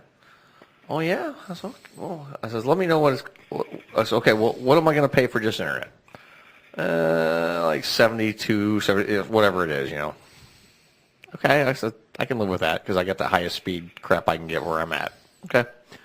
As well, he goes, I got a great deal. I can keep you all three of your services for $183. I'm like, no, I'll pay the 70. I said, I'm telling you, I don't use it. I'm not going to pay for something I'm not using. Yeah, I'm paying $250 right now. Yeah, and we were paying. I was paying I was paying like $250 something for it. And the reason I went to $250 was I wanted to watch that damn Hard Knocks last year. Mm-hmm. Yeah. And I never got around to shutting it back off again. Yeah. But it's going to happen here pretty quickly. Yeah. I'm tired of paying that much money. I'm just like I said, I was looking for ways to save money. After she died, I haven't really lost income because I actually, she was getting her disability. Well, now that she's gone, the kids get SSI. Yeah. Okay. As benefit for okay. Well, that actually is like $200 a month more than she was getting for disability between the kids. Like, okay, so it's like, well, how about I try to save some money and actually put some money back in my pocket, and that way I can pay for this place a little bit easier, So I did that. All my furniture was rented. Okay. Well, the good thing is we paid the extra insurance. If something happened to either one of us, it got paid off. Yeah. Oh, that's nice. So that saved me $410 a month. Yeah. Yeah. Them rental places, they got my ex-wife good. Well, we finally had everything paid off when I had the money to... Well, I got a story about this we'll come back after the break, but I'll get into a story about this. But anyway, so between that, now I'm saving $100 a month on my internet bill. Yeah. Okay. Doing that. $400 a month on the furniture. Saving $400 a month on the furniture, saving $100 and something on the cable, so over $500. Guess what? That's the rent payment for here, Yeah. So guess what? Yeah. Bammo, And then, I'm finding ways, I got the phone bill cut down a little bit, the cell phone bill cut down just a little bit because I got everything kind of lumped together now into a better plan. Saved about $50 doing that. Okay, great, that's done. And I'm like, good God, I'm like, how much freaking money were we spending out? Good Lord, Yeah. And then I was like, well, screw it, I'm paying. I said, well, here's what I'm going to do. That few extra bucks, I'm going to throw an extra $50 a month on my car payment. Why not? Why not? Why not do that? So I've been doing that for about the last 5 months. So they're loving me right now for doing that. It's like people ask me, what kind of money I make on my rental houses, and I said nothing because I throw the extra money I get out of my tenants right back into the mortgages for them, right? And then I'll have them paid off quicker, and they'll be paid off in under 10 years. Right. I've had the mortgages about 5, and I just keep dumping that extra money to principal. Sure. And I sit down with my banker every year just to make sure I'm staying on track, and which I am. And I'm like, okay, I'm turning 46 this year, so by 55. All 4 of my houses will be paid off. I'll still make a payment on my house, right? Which is nothing big. It's a few hundred with taxes and insurance. And I'm like, and then I can draw a pension at 20 years at work. I'm like, not as much as it would be if I stayed a full 30. So I'm sitting there and I'm like, I can retire at 55 years old, right? Without worrying about Social Security. I went at 54. You went at 54? Yes, sir. Yeah. So, anyway. I do got a story about what I was going to say about the rental places here after we come back from break, because I got a doozy one for you, but I got a story to tell. All right, you listen to Some Kind of Radio Show. We'll be right back after these, should I say they're important? Screw it, they're just messages.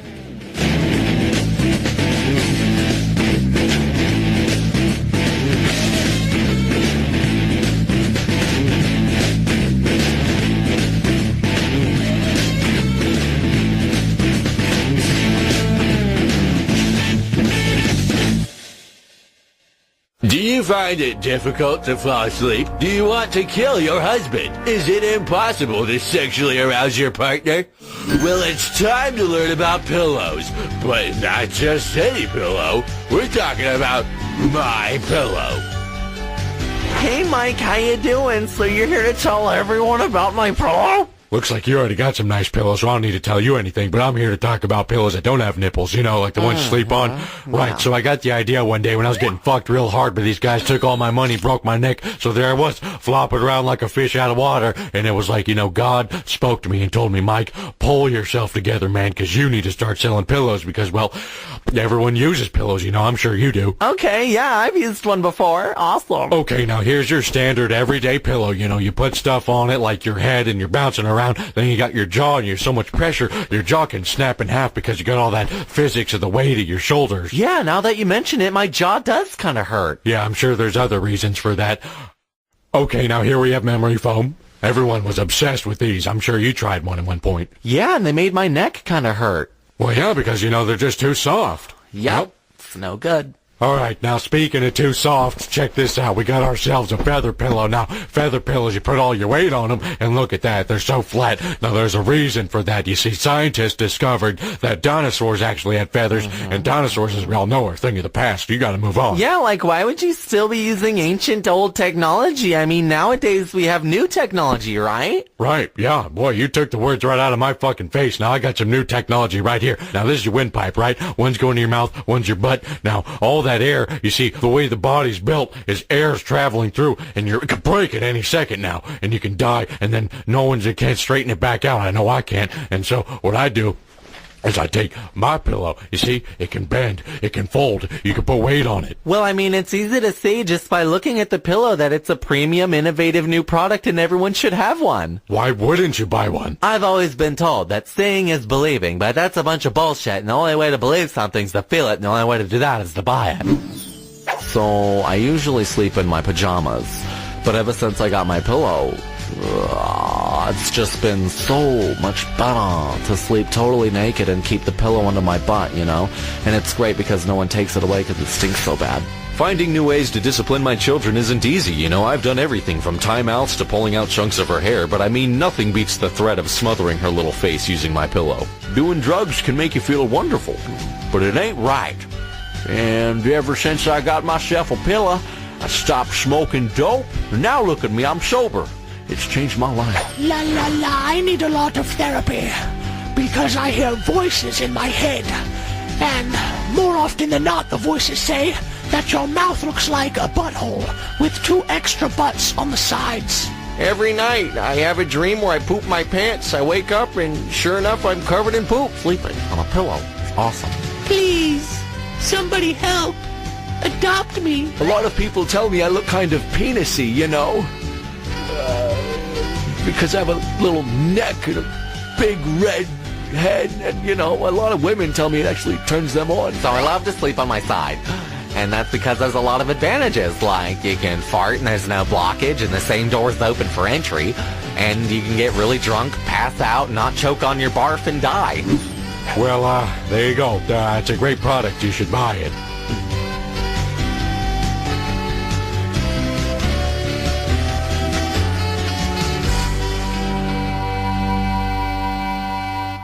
The Zach Myers Show airs live Monday nights from 8 to 10 p.m. on the SKO Radio Network and Facebook Live. This is a political-free talk show that entertains as well as informs with fun, live, in-studio interviews. You'll meet amazing business owners and learn their unique stories. You'll tune in for Cleveland sports talk, tech talk, and indie wrestling. The Zach Myers Show is the most fun you'll have on the radio or Facebook Live on a Monday night. You can also follow the show on social media at facebook.com/TZMS and on Twitter at Zach Myers Show. So tune in Mondays from 8 to 10 right here on the SKO Radio Network.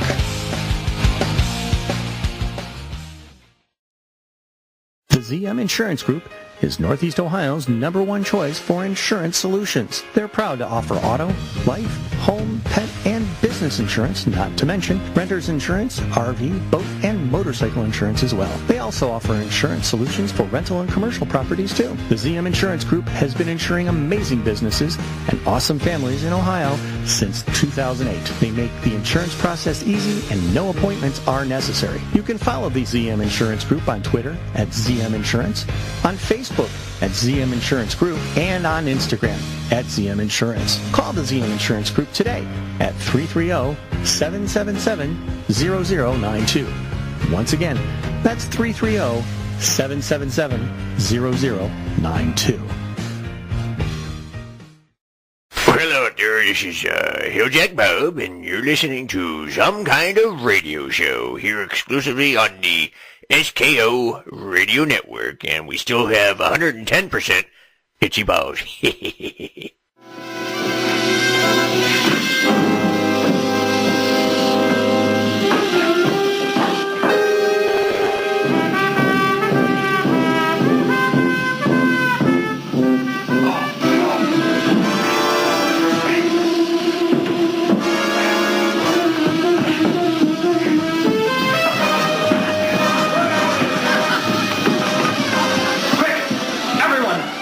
For your lives! Into the street!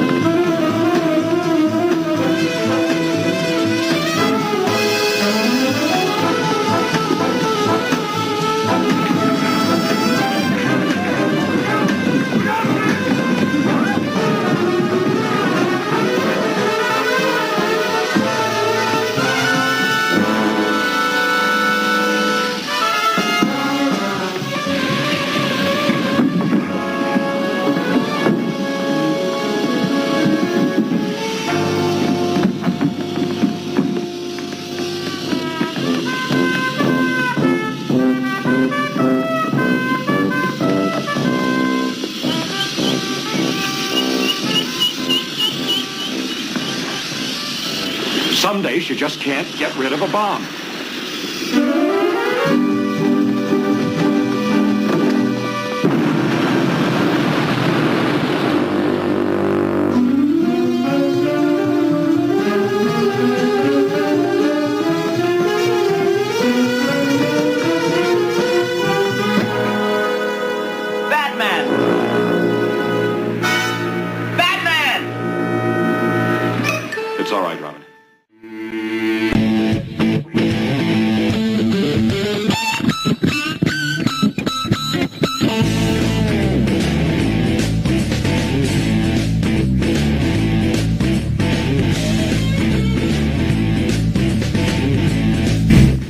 right, we're back, 9:40.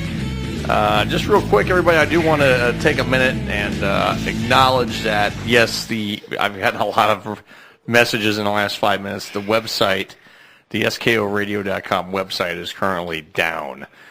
We are aware of it. The website manager's sitting right here. Yeah. It's a good place for me. Ain't it? Yeah.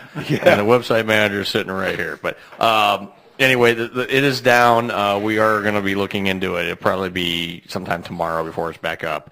But we are on the air through TuneIn and Simple Radio. So the only thing down right now is the website. Because it happened just recently, because the website was up and running about an hour ago. Yeah. Because I was just on there a little bit ago. But so those of you that are tuning in and going, oh my God, the website's down.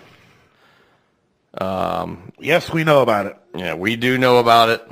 I checked on my end to make sure that was nothing with who we bought the website through. That everything's on the up and up there, so it's probably a server issue. Yeah, that's what I'm thinking. Yeah, so we'll have it either tonight or tomorrow for everybody back up. But right now we are streaming through the Simple Radio app and TuneIn as normal. So not gonna be the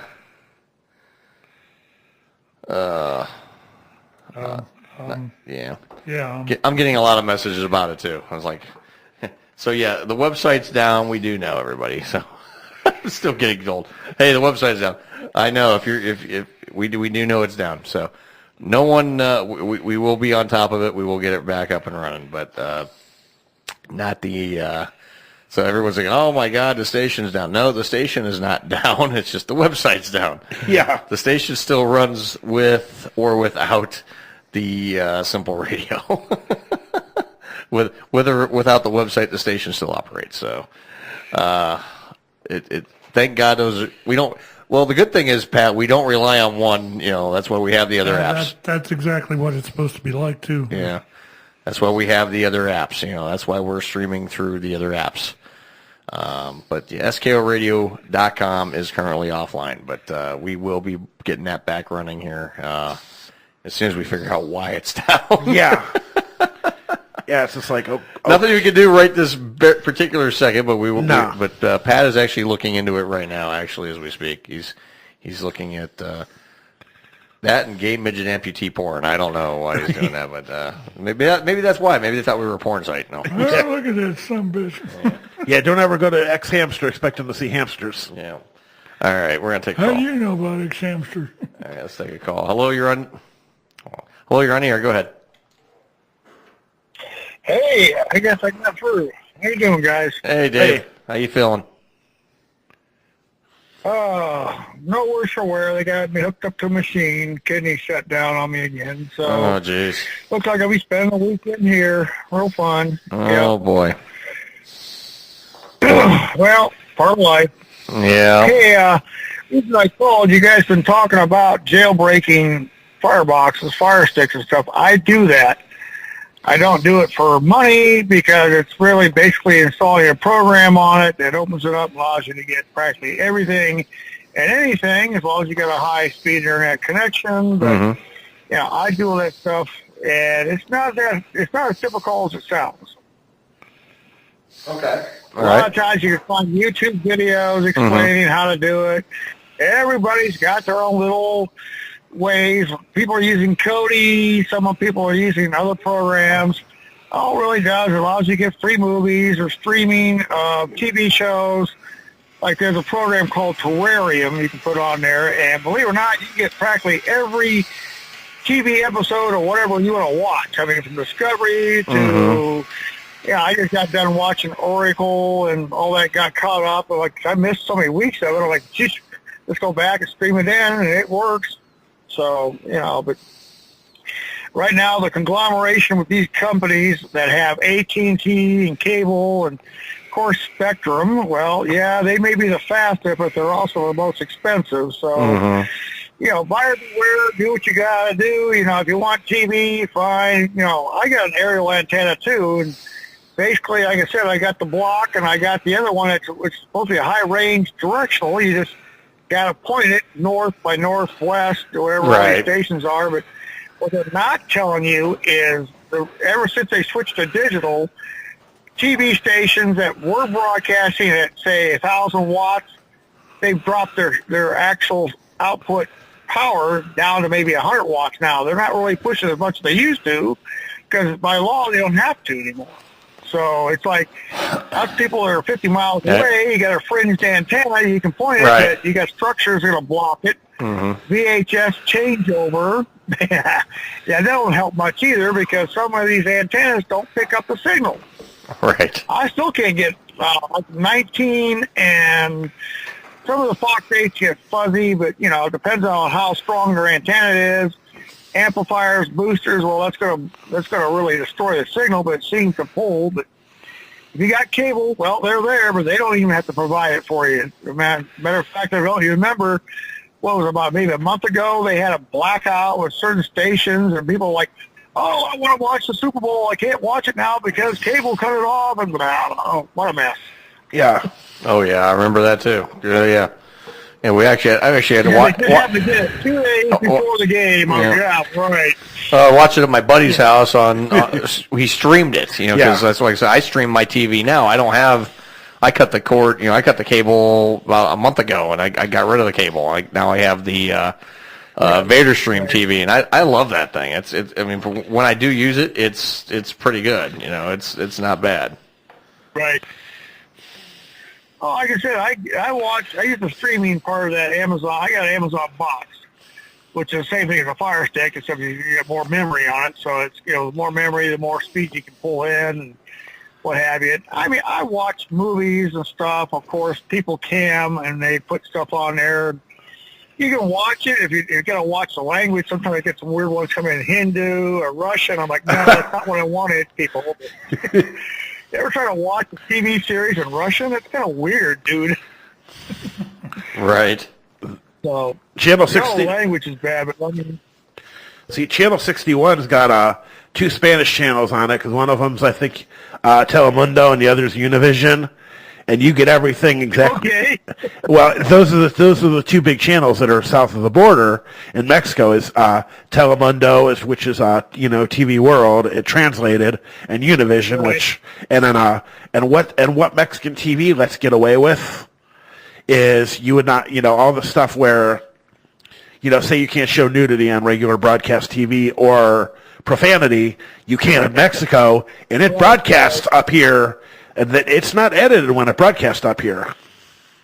Yeah, really. Wow. So you want to think something weird, wait till about maybe 2 o'clock in the morning, like I get up because I'm really either paying or doing something. Turn on regular air TV, and channel 61 or something is Univision. And wouldn't you know it, there's that so-called call-in 1-800-1900 number to talk to somebody in Spanish, and they're showing all kinds of little nude clips. I'm like, okay, you're not supposed to be showing this, but they do it. Yeah, because it's transmitted out of... I'm like, really? At 1 o'clock in the morning, you would be surprised what you see on TV. But, it's transmitted out of Mexico, so it's not subject to our FCC laws. Because exactly. It was the same way. You remember years ago when Cinemax showed all their softcore porn after midnight. Certain boxes back in the day, before they really digitized like they have now, controlled and scrambled, you had the little dial knob. You push this button, turn it that way to get cable, or push that button, turn that. And people would try to get like Cinemax or HBO, and after a certain time at night, they would actually unscramble it. It's like, oh, wow, look at this. You're 2 in the morning, we're watching nudies on HBO. I mean, mom's like coming in, what are you guys doing? Go back to bed. But, but it's... Nowadays, everything is either digitized, can't get this without a box. Yep. You got to pay them in order to get stuff, and I'm like, some of that stuff can be rather expensive. Even my bill with a high-speed internet and TV, I'm paying close to $180 a month. I'm like, ouch. Like I said, I cut my TV completely out. As far as the cable, I just stream now, and that's all I do because I'm like the little bit I watch TV because I don't have time. I'm not home enough to watch TV, and when I am, I don't really. I've got other things to do. when the kids are home, they're not watching it either. I mean, they're just exactly. Well, they're not you doing can get it. everything practically on your cell phone now. You don't really need it. Well, they spend more time streaming on YouTube than they do anything else. It's like, really, what's the point? Right, So exactly. I'm like, yeah, Like I no. said, I got the high-speed internet for streaming, so I can see in the box, and I do a lot of printing of documents and paper for people through my printers or what have you. And so, I got to have the internet and stuff. Plus, I use my cell phone mostly on my internet for Wi-Fi, so I don't have to wait. I mean, I pay less than $30 a month for my phone. It's all, data's all free because I use the Wi-Fi at home. Right. I'm away, you may use a little bit, but still, Metro, PCS, whatever. There are different brands out there, but I've had the same phone now, the smartphone, for about 3 years. Runs great. Doesn't do anything. I don't need anything real fancy, I see these new ones on the market now, 2 and 3 cameras, and this can do that, and do that. I said, hey, it's really to get a phone that can actually turn on X-ray mode and just look through clothes, but that ain't going to happen anytime soon. Right. So, who you got tonight with you tonight? I seen you had your doggy on there earlier. Yeah, they took off already. Right now it's just me, Tony, and Pat. They went home. Okay. Yeah, me, Tony, and Pat. Yeah, that's the 3 of us in studio tonight. Yep. So, Yeah, they got me hooked up to a damn dialysis machine. There's nothing on TV. I'm just laying around waiting for this thing to finish, and more likely it's going to be late. We're talking 1 or 2 o'clock in the morning time they're done, so they're going to run some tests before they can send me back home, or if I have to, I may come back another 4 hours from now. Yeah, the one kid, he keeps acting up, and I felt kind of sick, started throwing up, really got lightheaded, and next thing you know, they rushed me over here to the hospital, Akron City, so here I sit, looking out, watching the rain. There ain't nothing. I can't get TV or nothing, and they pulled the curtains, and I'm just saying I'm going to go to bed. Yeah, I don't blame you. So I put my cell phone on and listening to the show, and I called in just to say hi, let you guys know I'll be all right. It's not real critical, but this is not the fun way to go. No. God, no. Well, we're praying for you, Dave. You know that. Yeah. Hey, no problem, guys. I know. I'll be with you guys again next week. Don't worry about it. Hey, Dave's not here. Hey, man, Dave's not here. The website is back up.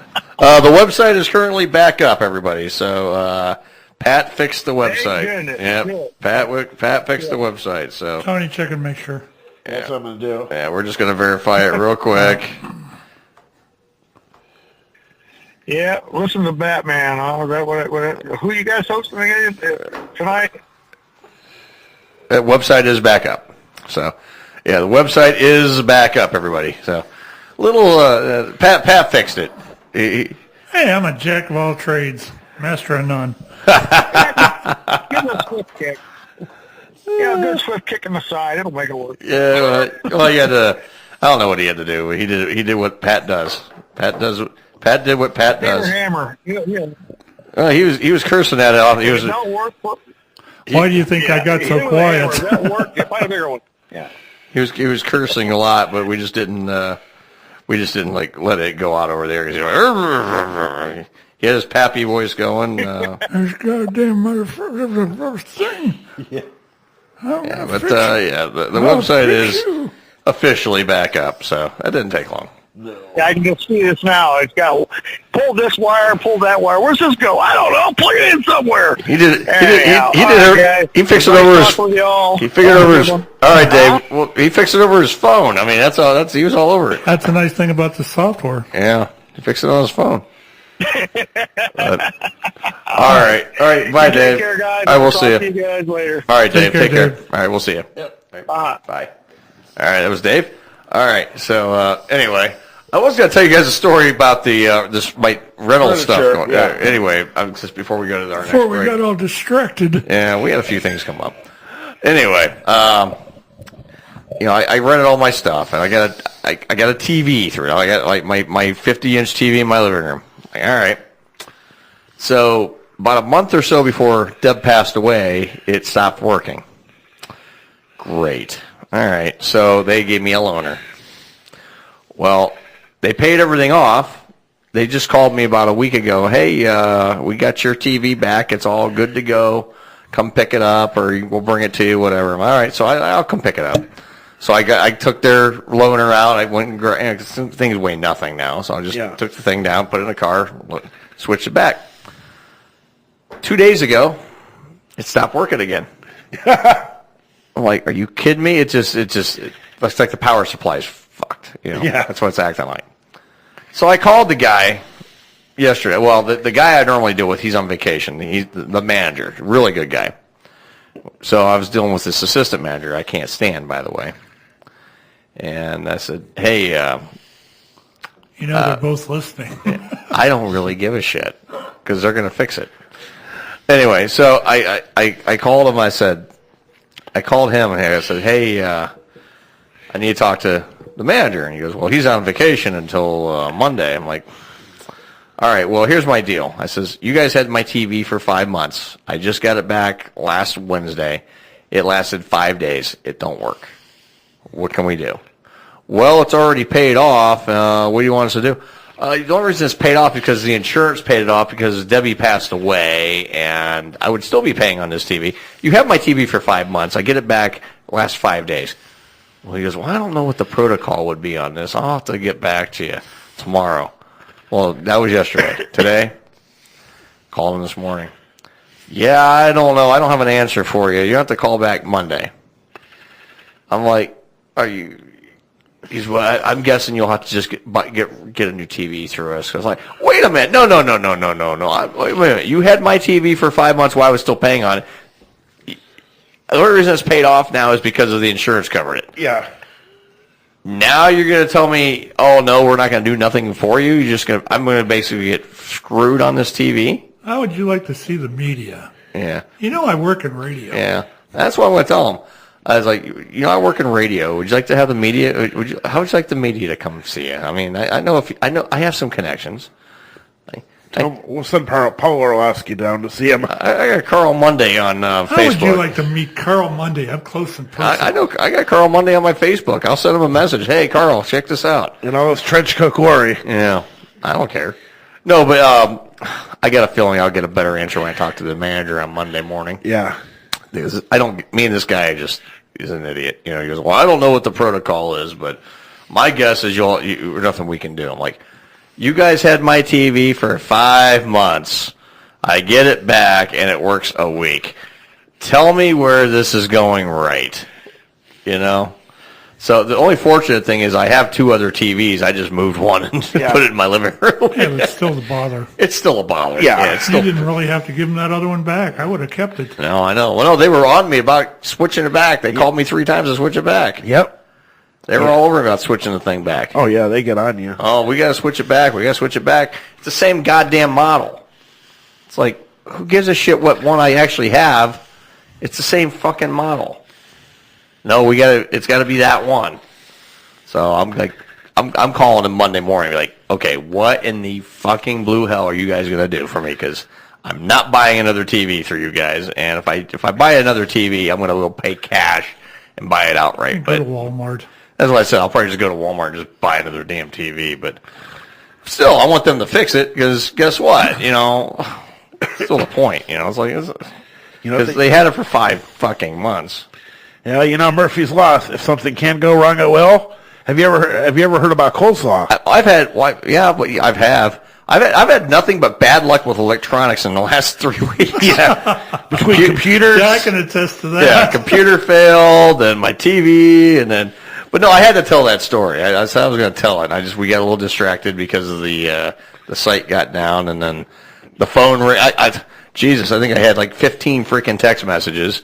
Phone was ringing. Website's down. I was like, yeah, we know. It's down. Thank you, Captain Obvious. Thank you. We know. We are aware. We're working to resolve the situation. It's nice to see people paying attention. Yeah. But anyway, we're going to go ahead and take a break and play another clip from Batman from 1966, and we'll be right back into these messages. Smoke them if you got them. Smoke them if you got them. You got time. Some kind of radio show here on the SKO Radio Network coming at you. We'll be back in about 9 minutes. Stay tuned.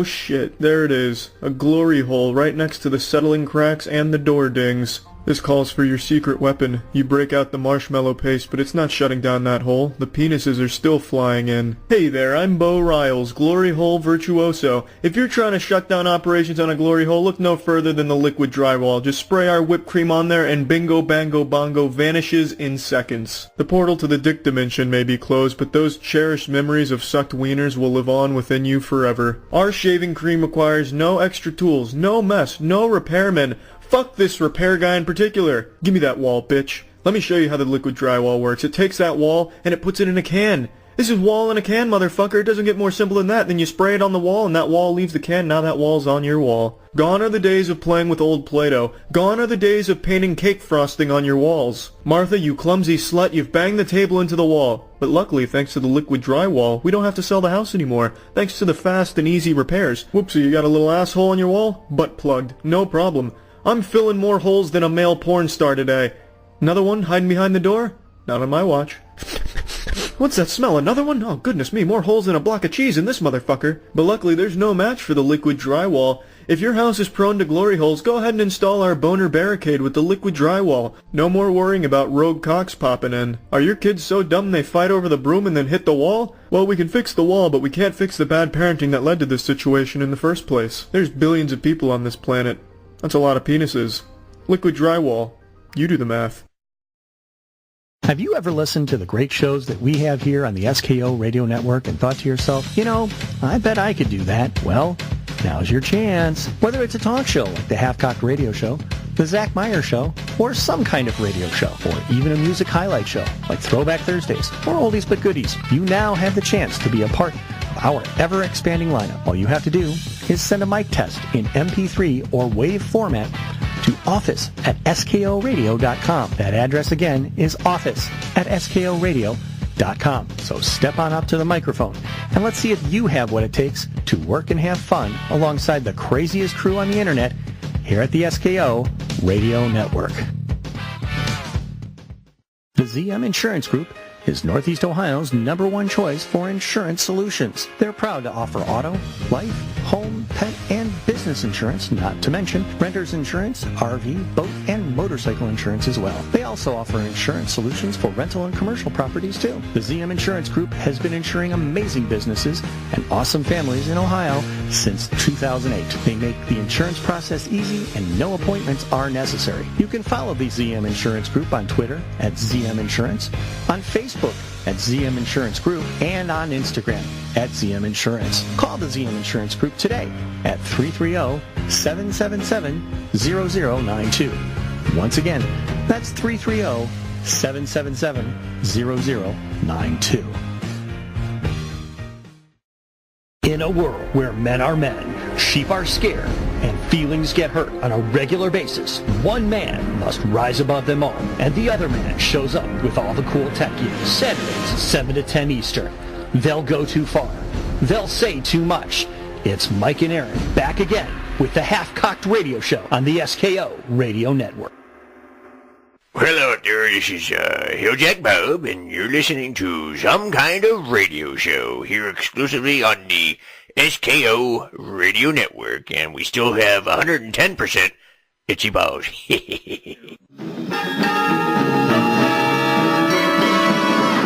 With characteristic speed and resolve, descend promptly to the Batcave, and then, as they have done many times before, as Batman and Robin, courageous warriors against crime. Hand me down the sharp repellent bat spray.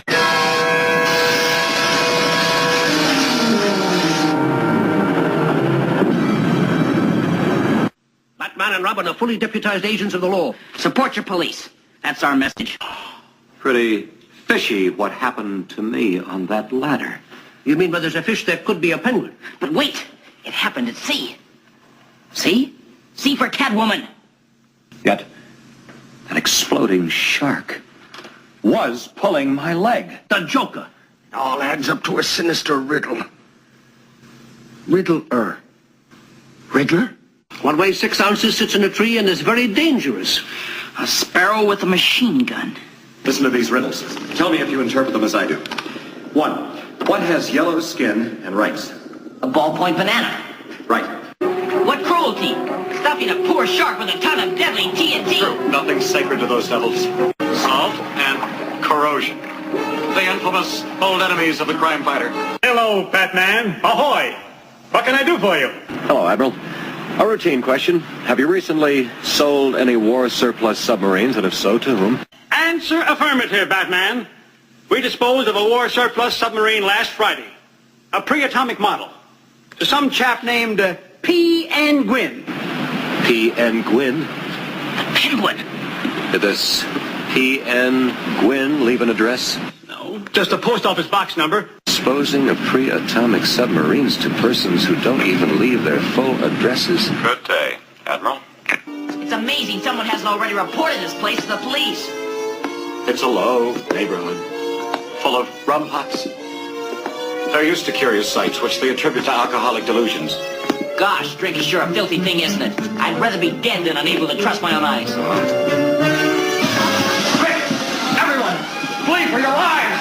Into the street!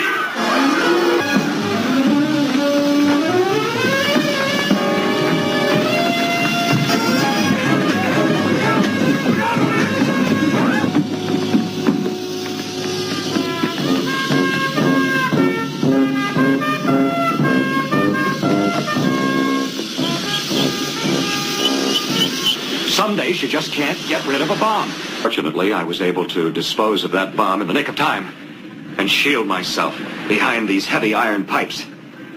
It looks bad, Batman. This brassy bird has us buffaloed. Brace yourself, Robin. We're going down. This could be the end. Some luck. Landing right on top of a bed of foam rubber. Yes, Robin. I'd say the odds against it would make even the most reckless gambler cringe. True, I did think I'd spotted it out of the corner of my... Let's commandeer a taxi. No, Robin. Not at this time of day.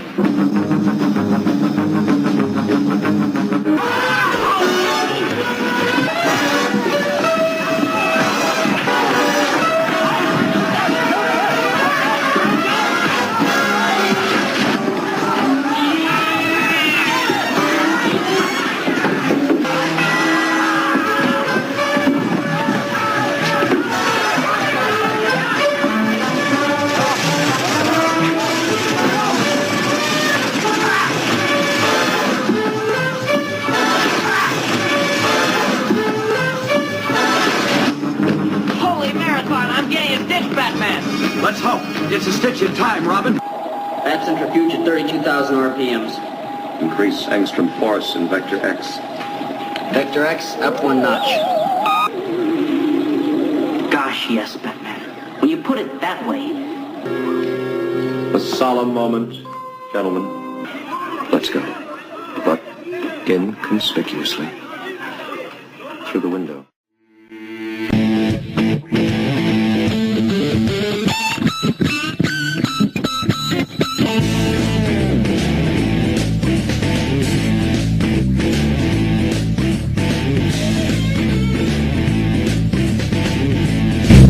All right, 10:09 here on Some Kind of Radio Show here on the SKO Radio Network. Earl McCune along with Tony the Comedy Killer and Pat Morrow from Radioactive. Yeah, you remembered it. All right. Radioactive. He's radioactive. Stay away from him. You might lose your hair. That's right. Help Tony lose Is that what happened to yours? That's what happened to mine. I got near you for a minute, Pat, and I lost all my damn freaking hair. I've been losing it for years. I go like this now. Yeah, I've been losing it for so long. You know, I just when I finally cut it off, you know, because we cut it off here in the studio that night. You know, like Lori was telling me, she says, "You gonna keep that?" I was like, "Well, why not? It's just easier to. It's just easy." Yeah, you know, it's just Microsoft is the one responsible for all my hair loss. Yeah, my hair loss is just genetics. I know that, but I mean, I'm lucky. I got my dad's hair. You know, my dad's 75, and he's finally, you know, going gray and actually thinning. So I mean, I'm a little thin up here, and it's been very slow progression. Well, they make that spray shit, Tony. I mean, if you really was worried about it. Well, if I see a few strands here and there, I use Just for Men. I have no problem coloring my hair back. I mean, I'm in my mid-40s. I shouldn't have any gray yet.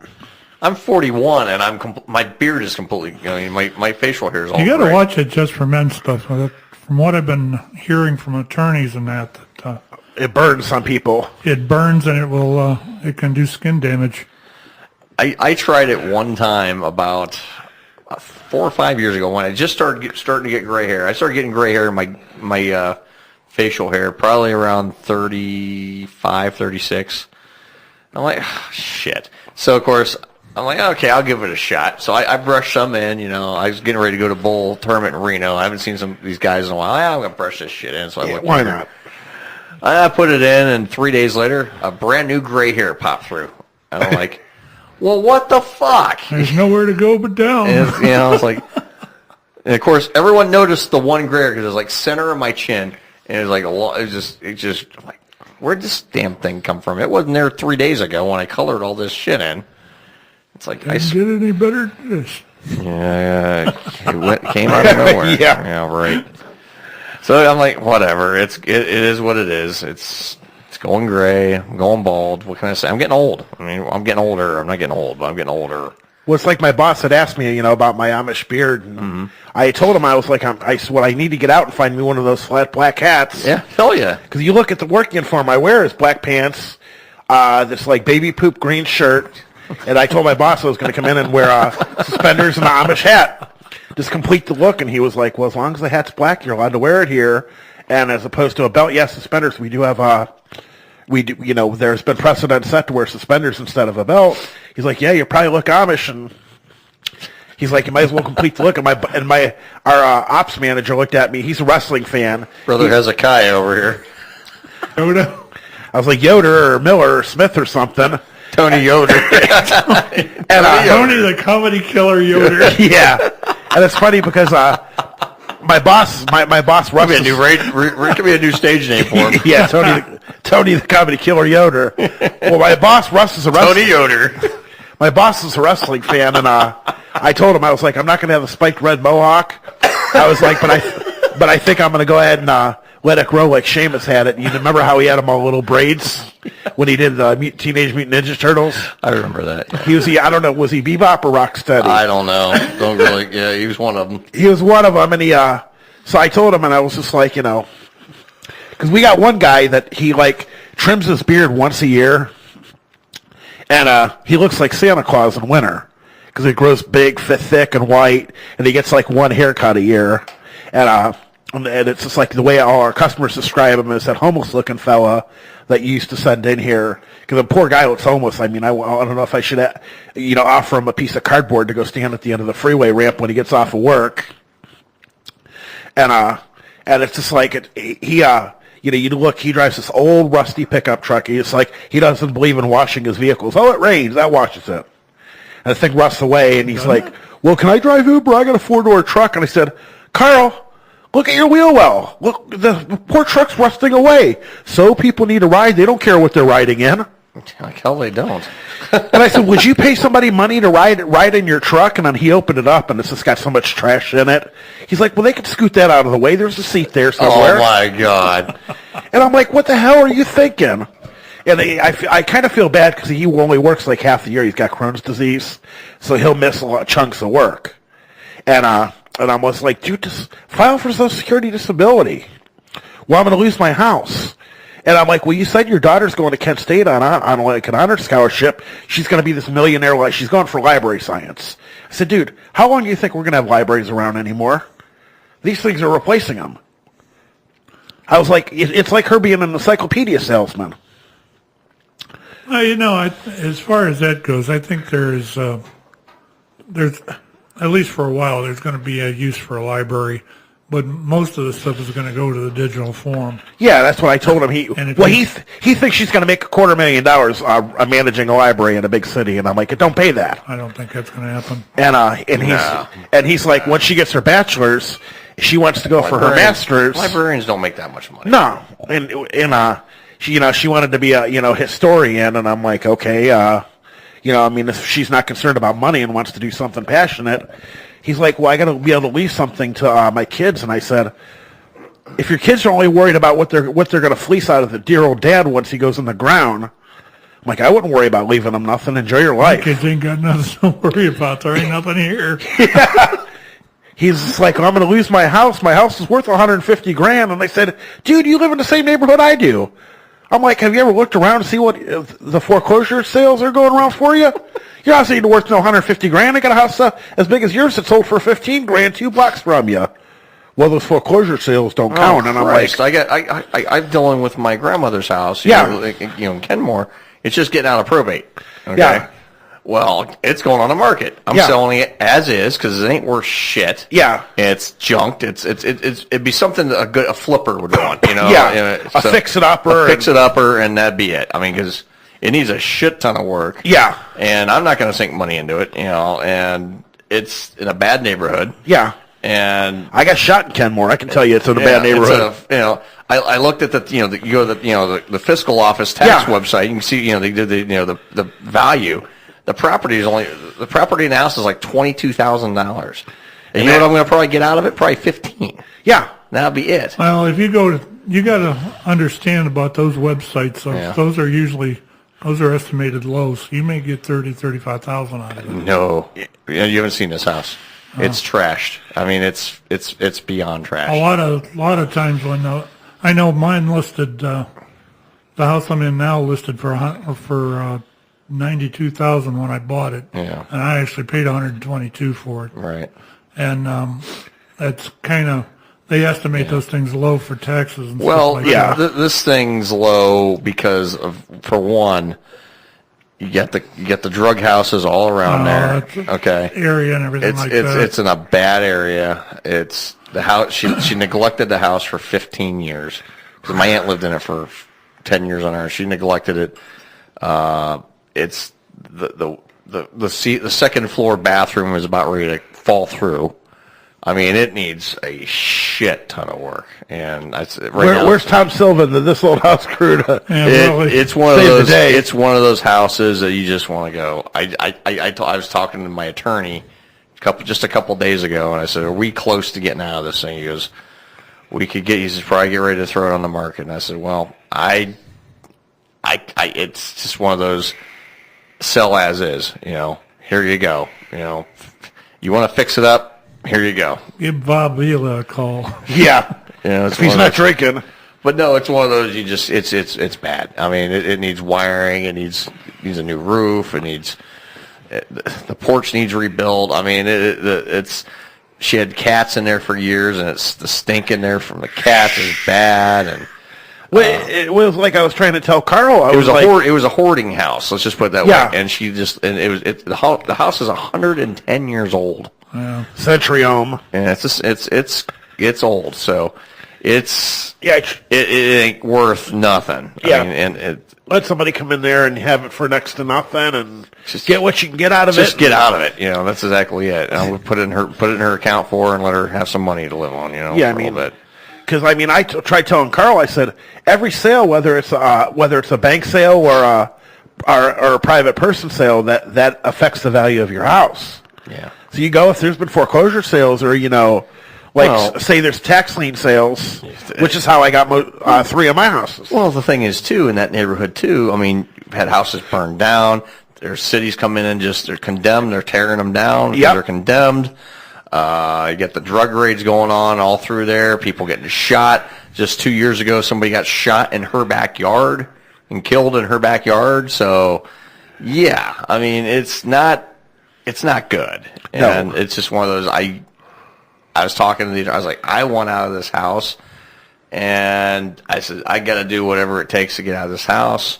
And so he goes, well, we'll work the process and we'll get it on the market and, sell it as is. Maybe get a flipper to take it. Let's take a call. Okay. You're on the air. Go ahead. Oh. Hi, how's the guys doing tonight? You guys got plans for Easter? Easter dinner or? Well, I'm gonna hop around in a rabbit suit and give out chocolate eggs to kids. No, I'm just kidding. My Easter plans, we're gonna spend with family. And we're gonna just do something, do something nice. I mean, Normally, my house, when Debbie was living, she'd cook, but she's no longer living, so we're gonna go to family friends, family friends, basically just like family, and we're gonna go out and we're gonna cook, and my girlfriend's gonna go, her daughter, my kids, and we're just all gonna get together and have a nice little dinner, nothing too fancy. How about you, Jason? What are you doing for Easter? I don't know, maybe go my uncle's house after church, and I don't know, as for tomorrow, I'm gonna have fun and stuff for friends. Oh, nice. I think you've been to fun and stuff. Oh, I've been there plenty. With the daughter on the tip for rain things Facebook. There's an arcade out in Brunswick. Yep, my kids have been there too. I've been there, and it makes the arcades we grew up with look like they're sad.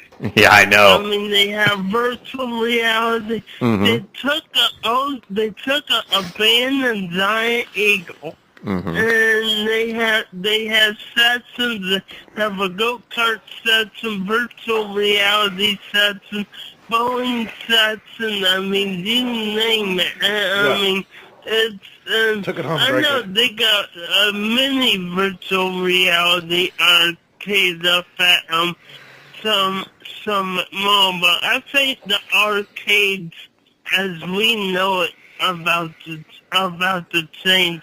Almost they would be like indoor amusement parks. I mean, there's I think down in Columbus. Yeah. Some guy that owns my post, it's called Earl. And some guy just do fun houses as a teenager. Yeah. Bought a abandoned shopping mall in Columbus. Yeah. And turned the whole darn thing into like one big gigantic fun house. It's called Earl. Earl as an O-T-H-E-R Road. Okay. Yeah, I've heard of that. I know what you're talking about. I've heard of that.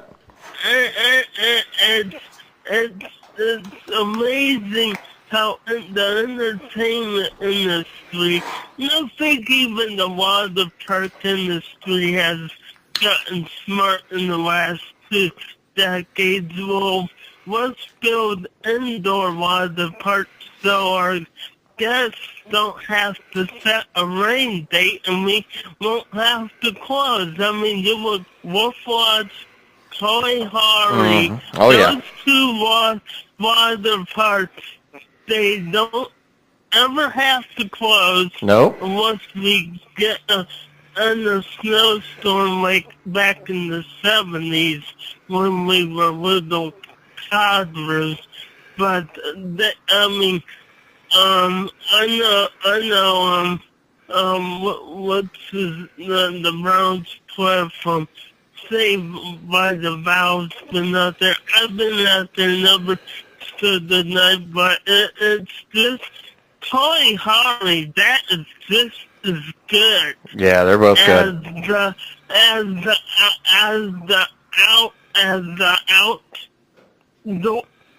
the outdoor water park.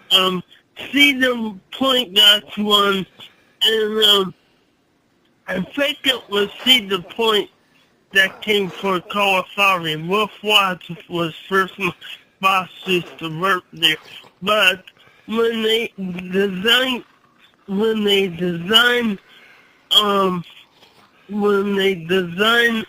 Castaway Lagoon, which then Toy Harry followed the design. They designed a ventilation system in such a way so when you're in there, you can't smell the chlorine.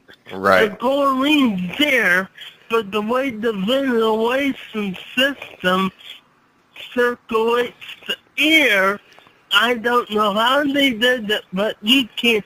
It's not like walking into like a YMCA and that you smell the chlorine, and they purposely designed the ventilation system to circulate the air so you can't smell the chlorine.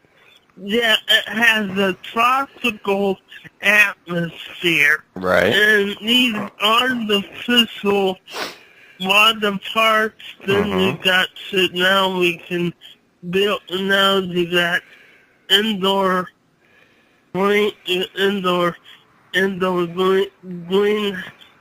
rainforest, and part of that is because the space program was put greenhouses on Mars, so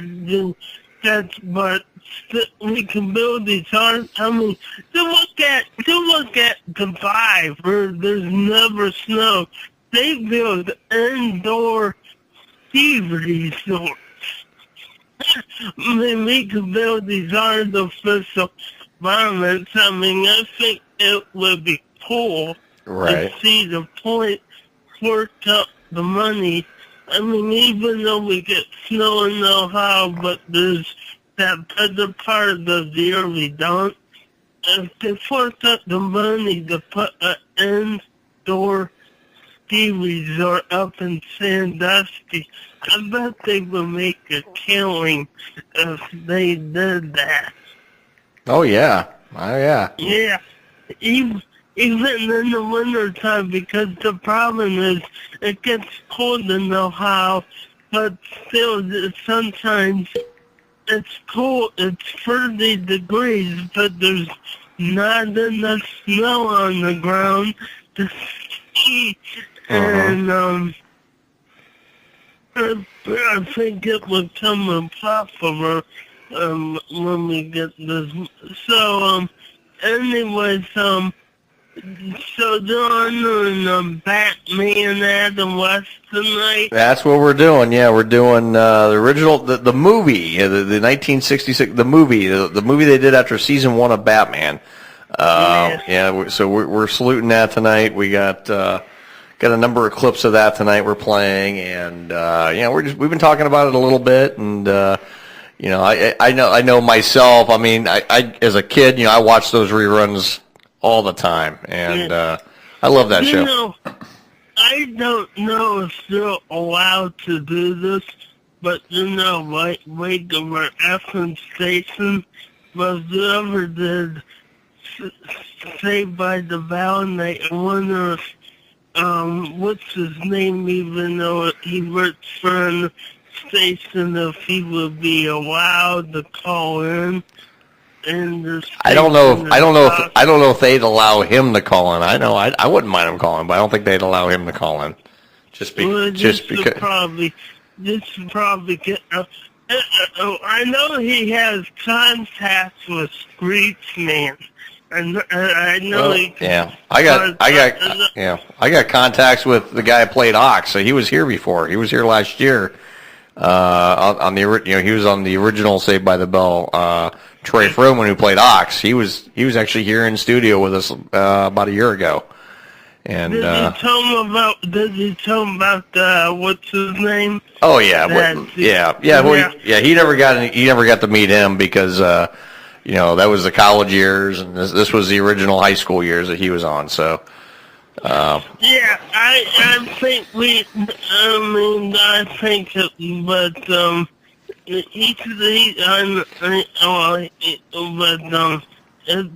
kind of interesting how TV shows, like I said, you look at entertainment change and you look at TV streaming.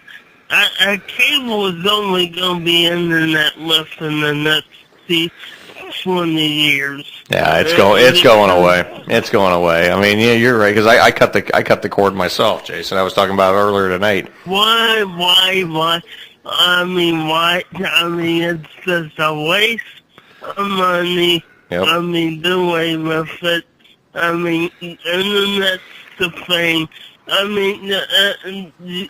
mean, people should have noticed you had streaming radio for years, and it was a matter of time they kept boosting up the system so you get faster internet, and suddenly you get live video feed, and at first it was amateurs, and then next thing that the HBO and all these people on these cable channels. So what if we can come up with providers that can give our shows through the internet instead of through cable? Right. And I told them to wait till find them back in 2001. A few months from then, I said, do watch. Before the decade's out, and I've been 3 years off, but I've said, the guy in front of you in the checkout line will be watching the Super Bowl on his phone. Oh, I remember you told me that before. I remember, Jason. Yeah, I know. I go to work. I see these kids up on Akron campus. One kid was watching the NBA game, might have been the college basketball game. Then these foreign students were watching polo on their phone. Yeah. Oh my, I know, Jason. Oh my. All right, Jason. I gotta run the break, buddy. Okay, you have a good one. All right, you Bye. too. Have a good Easter, buddy. We'll talk to you soon. Bye. All right, bye. Bye. All right, everybody. That was Jason. We're gonna go ahead and go to break, and we'll be right back on some kind of radio show after these messages. Stay tuned.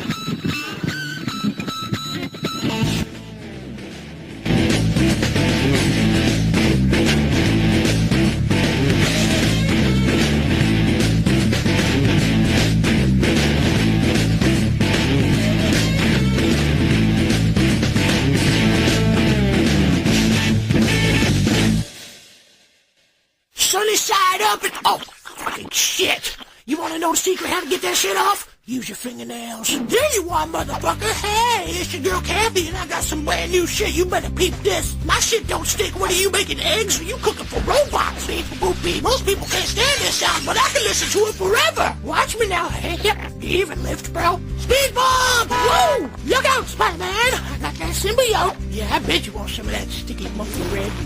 Monkey-looking motherfucker. Me? Well, you know why I like to keep my monkey hot. But don't burn yourself now, because that shit's fire.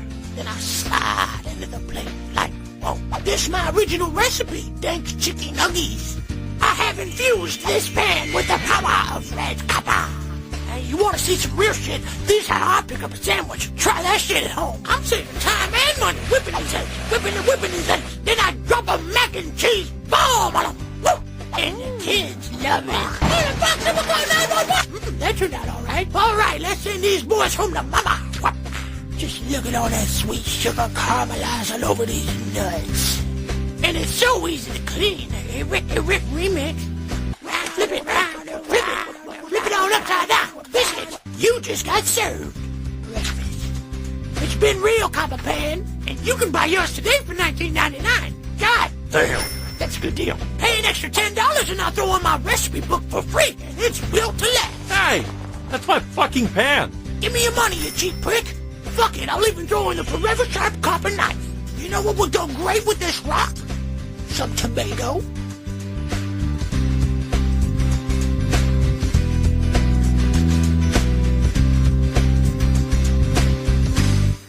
The ZM Insurance Group is Northeast Ohio's #1 choice for insurance solutions. They're proud to offer auto, life, home, pet, and business insurance, not to mention renter's insurance, RV, boat, and motorcycle insurance as well. They also offer insurance solutions for rental and commercial properties too. The ZM Insurance Group has been insuring amazing businesses and awesome families in Ohio since 2008. They make the insurance process easy and no appointments are necessary. You can follow the ZM Insurance Group on Twitter at ZM Insurance, on Facebook at ZM Insurance Group, and on Instagram at ZM Insurance. Call the ZM Insurance Group today at 330-777-0092. Once again, that's 330-777-0092. Being a small business owner can be the challenge of a lifetime. To worry about every little aspect of growing your business is no easy task. Paramount to these is reaching and growing your customer base. That's where we here at the SKO Radio Network can help. With an ever-broadening local, national, and international audience, we can come up with an advertising plan that's right for you and your reach. Easy and affordable rates are available. You can bring your own ad, or we can produce your ad for you right here in-house. Give us a call at 234-706-5857. That number again is 234-706-5857. Or drop us a line at office@skoradio.com. SKO Radio Advertising. The only thing easier is listening. In the beginning, Pat created ham radio heaven. But somehow it just wasn't enough. Listeners wanted more.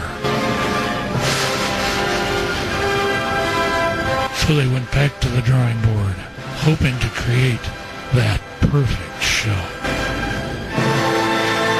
Something is going to happen. What? What's going to happen? Something wonderful.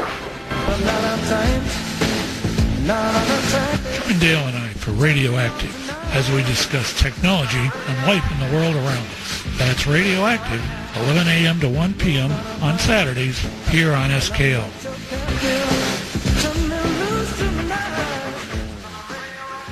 Hello there, this is Hilljack Bob, and you're listening to Some Kind of Radio Show here exclusively on the SKO Radio Network, and we still have 110% itchy balls.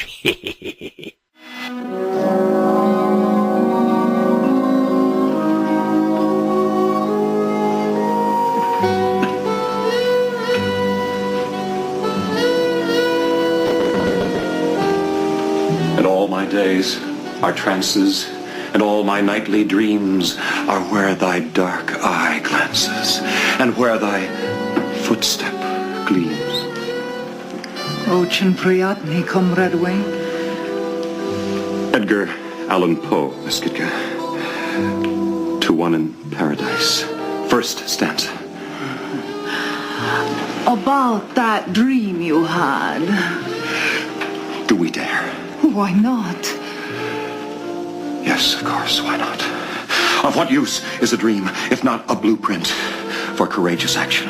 Oh, into action, comrade. Miss Kitka, I have the strangest feeling that I am about to be utterly and madly carried away.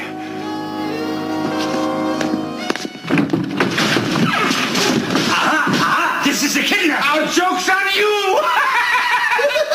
You filthy criminals.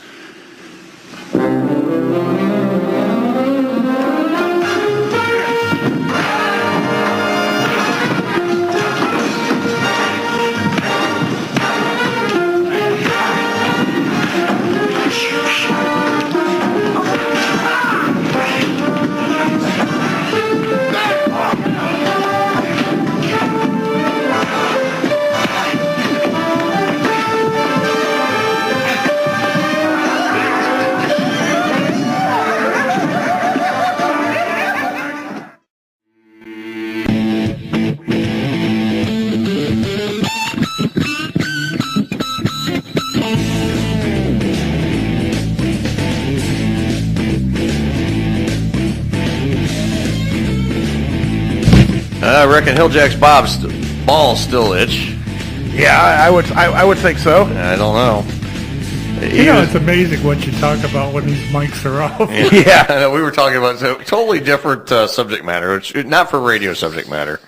We were talking personal life stuff, kind of just having a conversation. But it's funny, it's a whole different set of conversations, like the on-air conversation versus the off-air conversations. And then that music starts playing, everybody comes back up, the headphones go on, and off you go. There we go, we're back. Anyway, it is 10:40. We've got 20 more minutes until we go to break again, and we'll have another clip. Now, what I'm going to do at the last break is that we're not going to play a clip of Batman. I'm going to play the record version of the Batman theme from 1966 during the break. Okay. Yeah. So it's not the it's not the version here on the TV, but it's basically the record of it. The release of the full song. The Batman, but it's but it's the full song. Okay, it's not just the instrumental. It's the full song, and it's not like the 30-second instrument. It's the full 2.5 minute version of the song. We're gonna play that during the final break at 11:30. But we got one more clip of the show at 11, and or the movie at 11. Film at 11. And everyone's writing me. Yeah, I've heard of that too. Yeah. I just got a recommendation from a friend of mine for a burger review. Okay. Go check out Edie's Fish House in North Canton for their burgers. I heard they're amazing. Okay. I know where the place is. Are you going to do burger reviews quite a bit now? Or? Yeah, I'm going to get back into doing those. We are going to do a couple of food challenges. Then I need to start losing weight. Yeah, me and him. Yeah, we had to hit the Red Robin. Oh, yeah. Oh, what I'll review a burger. Oh, yeah, they got great burgers. You get down there, I'll sit in on that. Yeah, I'll do a burger. Yeah, we're going to do some burger reviews. I mean, those are going to stick even after I go off the air on this show. I'll still do burger reviews. Because, it's good to promote the station doing stuff like that. We got a 4-pound steak we got to conquer. Yeah, we got a few food challenges we're gonna hit. Mike Haig's gonna join us on a couple of food challenges. He wants to do the ice cream one with us. Yeah, the almost heaven or something. Almost heaven. Yeah, we're gonna hit that. That's the one that Randy did. That Santel did. He did that. He did that like 3 hours after the hot dog. Yeah. See, I could have done the hot dog challenge if I would have known what the hot dog challenge was. Yeah. I could have killed those two. I wish you could have done the hot dog, and I would have just done the ice cream. Because I'll tell you what, the original challenge I was told it was the whole menu. So I was expecting different flavors, different things, different items. Yeah, this I was like, they were two full pound hot dogs, 2 1-pound hot dogs with all this shit on them. I could have never done that. Oh my god, I got through. Here's the thing. I don't like hot dogs that well. Me either, to be quite honest. And now this thing was so seasoned. I mean, this was a fresh. This wasn't a store-bought. They made it there. I mean, it was freshly cased. It had so much seasoning. It was just, for me, it didn't taste real good. I took one bite of this thing. I'm like, I knew when I took one bite, I was like, I'm not eating all this.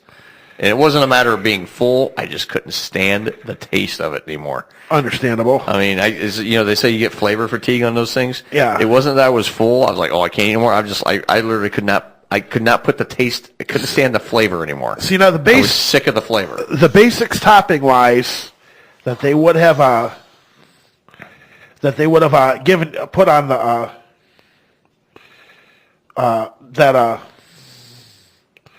that they would have put on the what? I'm trying to respond to a Facebook message. My buddy Russ is texting me because he's watching the Boston, Indiana game. Gotcha. Basketball game. But the basics that they would have put on those hot dogs for the challenge, what was it that they put on them? It was their chili, which was, I'm not going to knock it. It wasn't a good chili. Most hot dog chili is not, because it's not intended to be eaten independent of the hot dog. This stuff was like dog food paste. I mean, it was like pate paste. Yeah. It was pasty.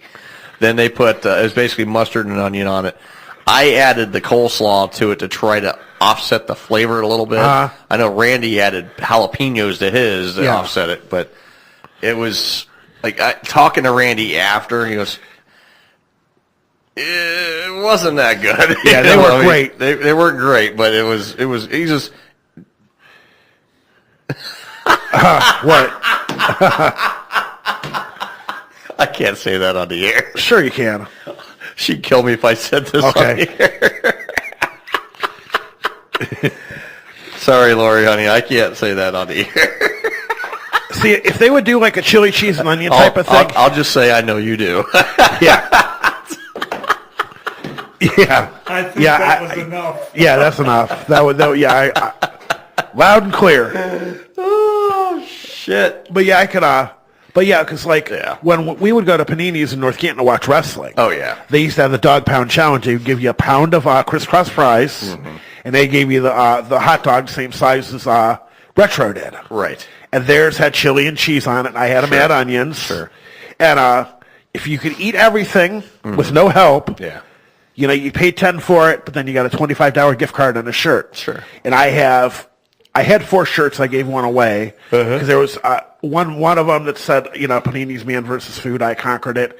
Then the old shirts had this little cartoon drawing on the front of it. One guy telling the other, "You're a big weenie," and on the back of it, it said, I conquered the dog pound challenge. Right. So I could have done it. See, like when I went to. I went out back towards Warren to go get my W-2s at my old house. And I stop in, and every time I'm in Warren, I go to the hot dog shop. Okay. Been on Food Network dozens of times. Right. It's burnt down several times. It always gets rebuilt. It's busy from 11 to 11, from open to close. Right. You walk in, it's like 71 cents for a hot dog. Sure. Then if you want chili cheese, you got to get an order of family fries with cheese and sauce. Because that's chili and cheese on the fries. Sure, yeah. Good, great milkshakes. Yeah. They got a couple of burgers, but their burgers aren't great. Right. But if you go in and you're not a hot dog person, then I'm not a really big on. Don't get me wrong. I'll eat a hot dog every now and then. Now, I love corn dogs. Don't get me wrong. I love corn dogs. I don't know what it is about corn dogs. I love corn dogs. You get some mustard and some corn dogs. I love that stuff. But I'm not a huge hot dog fan. Now, I go to the ball game. We're going to the ball game. Yeah. Right? Believe me, I'll be eating some hot dogs at the ball game because that's just a different thing. I'll probably nibble on one. I mean, we'll eat when we eat before. Yeah. But I'm gonna get at least 1 or 2 hot dogs. I mean, I'll even likely drink a beer or 2 at the ball game. I'll probably have 1 or 2. I mean, get a souvenir cup. I mean, it's usually the cheapest way to go. Right. Absolutely. This is the way to go. You're right. Yeah. I mean, I'll be doing the same thing. So I mean, regardless, come home. I've got plenty of time. But it's just that's the big thing is like, the challenge. I could have done it with you guys. I would have finished it. Like for me, it's just it's got enough. Yeah, it was a flavor thing for me on that thing. It wasn't a mass because it wasn't like it was really that much food. It was just I couldn't stand the flavor of the damn thing. Yeah. Yeah. Like, oh my God. And because I don't like hot dog. I'm not a big hot dog fan. No. And the only reason I wanted to do it because Randy asked me to do that one with him. Yeah.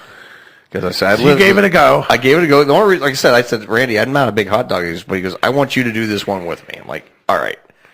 So then he tried to talk me into doing the ice cream later. I was like, dude, I can't do both. That's too much. Yeah. See, like when I go out to the shop out in Warren, I get cheese and kraut are my 2 hot dog favorite toppings. I don't like sauerkraut independent of itself. Yeah. But on a hot dog or on a Reuben, it's great. Oh yeah, absolutely. I'm with you. I mean, I like I got to have sauerkraut with something. Yeah. You pull I can't, pork and sauerkraut. I can't sit there and good pork and sauerkraut. I can eat that. Yeah. But I can't just eat sauerkraut to eat sauerkraut. Yeah. If it's on a Reuben or on a hot dog. On a Reuben, on a hot dog, so I could do it that way. Now, like if those were kraut dogs, I probably would have been able to destroy them things, but because I love kraut. But yeah, I love kraut on a hot dog. But yeah, it wasn't the I definitely want to take on the ice cream. That what I can do. I want to especially with the weather getting nice. We can go down there, do get 2 or 3 of us to go down there and do it. Definitely call them ahead of time. Call them ahead and say, hey, we're going to have 3 guys take this thing on, have the bowls ready. We're going to do it. Yeah. And we'll do the video and we'll promote it and all that. And then, of course, there's a few you and I have been talking about doing. So then the big 4-pound steak I got to kill. Because once I'm done with the food challenges, I got to drop some weight. I got to get in shape. I got to get in shape. I got a year to get in shape, but I got to get in shape. I told you there's that naked bike ride in Cleveland we all got to go to. Hell no. No. Like I said, if we all go in disguises, he could go dressed as he go in Hilljack's. See, I'm too. Dylan would have to be Hilljack. Yeah, because Dylan can pull the look off because think of Hilljack as a skinny little crackhead in West Virginia. But, no, it's... Yeah, I could just, Yeah. Wait a minute. Yeah, text. Hold on. What did she say? Give you a midget wiener and you'd be happy. What? Yeah. He likes it. He likes his wieners, everybody. He likes his wieners. Tony likes his wieners. That's all I can say. I mean, it's just like, you go through and... He wants a hot wiener sandwich. I mean, you sit there and think when they do the Coney Island challenge, how the hell do you see these little skinny people that are eating like 100 hot dogs? Well, they stretch out their stomach, and you ever watch how they do it? The training. Oh, this guy like Santel's, for example. There is actually a training video he does how to stretch your stomach, and it involves a lot of watermelon and a shit ton of vegetables. Okay. And what you do is and like a gallon of liquid, water, fruit punch, whatever. And you got to just go for it. You cut up a whole watermelon.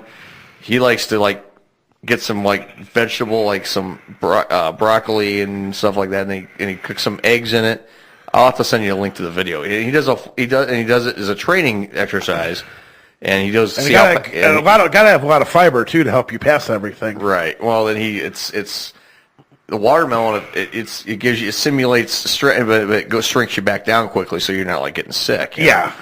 But I did that before. Like I did when I did the Windsor burger. Yeah. When I beat that one, I trained for about a week on that with watermelon. I did like 3 days or 4 days of stretching training. I did full watermelons. Ate 3 pounds of vegetables, eggs, a dozen eggs with it, and a gallon of liquid in one sitting. I just to stretch out. It's like equivalent like 13 pounds of liquid stuff going down, but it just goes right through you because it's all mostly liquid fiber. Yeah. And it just goes right out of you as quick as it goes in. So because I know when when I went down and did the 4-pound hamburger. Yeah. And it's 4 pounds of hamburger, 4-pound of hamburger bun and all. It's like, and then you get all those chili cheese fries that it sits on. You got to eat everything. Right. Which I cleared that out. Mm-hmm. But we got to do that. We definitely got to do some challenges now. Oh yeah. Now head-to-head stuff on speed, I've got Tony 3-0. Yeah, I mean I'm not a fast eater. My jaw gets tired from chewing. I got him 3-0, 3-0. We did the last thing we did was back before the menu challenge. The menu we did the entire value menu of Taco Bell, and there's 11 items. I remember seeing that. Yeah, we did that. I had him beat by about a minute and a half. Yeah, because there was a potato soft taco. There's the 2 burritos, the mini quesadillas. Yeah, the Cinnabons. Yeah, all that. So we did that. I think I was like about 10 minutes, and Tony was like about 11 minutes. 11 and a half or something like that. Since I don't chew that quick. Yeah. And those cinnamon twister thingies are. Oh yeah, cinnamon twister was there, and then we That's both the had best thing on the menu. Oh, cinnamon twister, awesome! I love them things. Like normally, when I go to Taco Bell anymore, I usually spend like $5. Because I get a spicy tostada. I like those, and then I get Go ahead. Two of the Frito burritos, and then I get 2 of the bean and rice burritos. All right, we got to call Victoria's on the line. Hey, Victoria. Hey guys, how are you? Good. How are you? Better. Better? Better than yesterday, but yeah. Well, that's good. So what's going on? So I watched your guys' burger review. Man, I couldn't even touch that burger, even if I wasn't a vegetarian, vegan, or whatever you want. It was not a good burger. It was not a good burger. Did you watch the one me and Mike did last week? I did.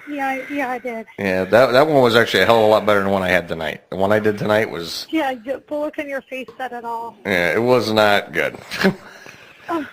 I probably ate about 3/4 of it, and I threw the rest away. It was probably one of the most. It was pretty dried out. Wasn't good.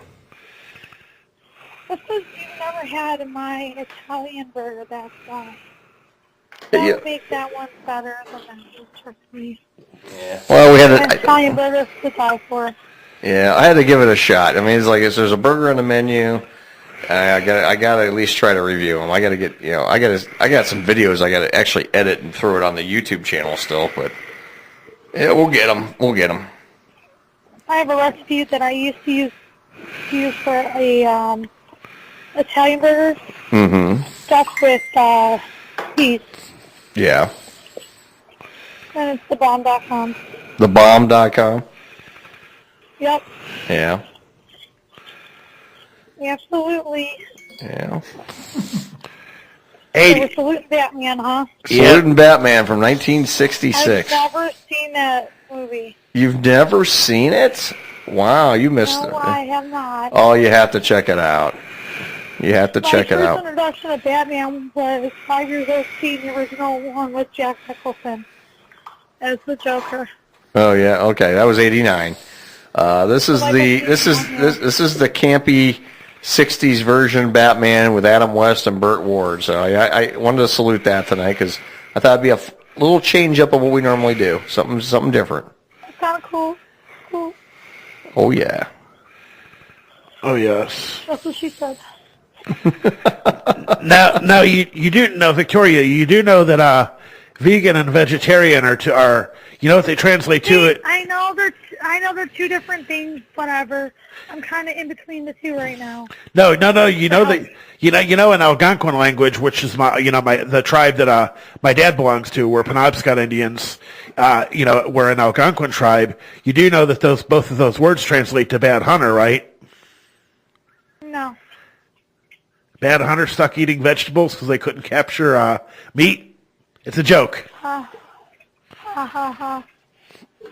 No, I actually have to switch between the two of them for a minute for health reasons. I don't like it, but at least I'm doing it for health reasons. Yeah, you have a valid reason. That's perfectly understandable. Perfectly understandable. Absolutely. Yeah, I was told I have to lose 35 pounds by June 18th. Really? Wow. Okay. Has it been working so? Has it been working so far, or? Not really. No, because I lack serious motivation. Yeah. Well, you'll get there. You just gotta stay. You gotta keep a positive mindset. And I have the positive mindset. It's just I lack motivation to get up off my ass and do anything to move my ass. Well, that's what you got to do. You got to find a mindset. You got to stay motivated. You got to move forward. Now, like I said, I'm not one to talk right now. I'm actually, here's the thing. I lost a ton of weight, okay? And then now over the last 2 months, I put it back on. I'm like, shit. I heard. Not and then some. I put on.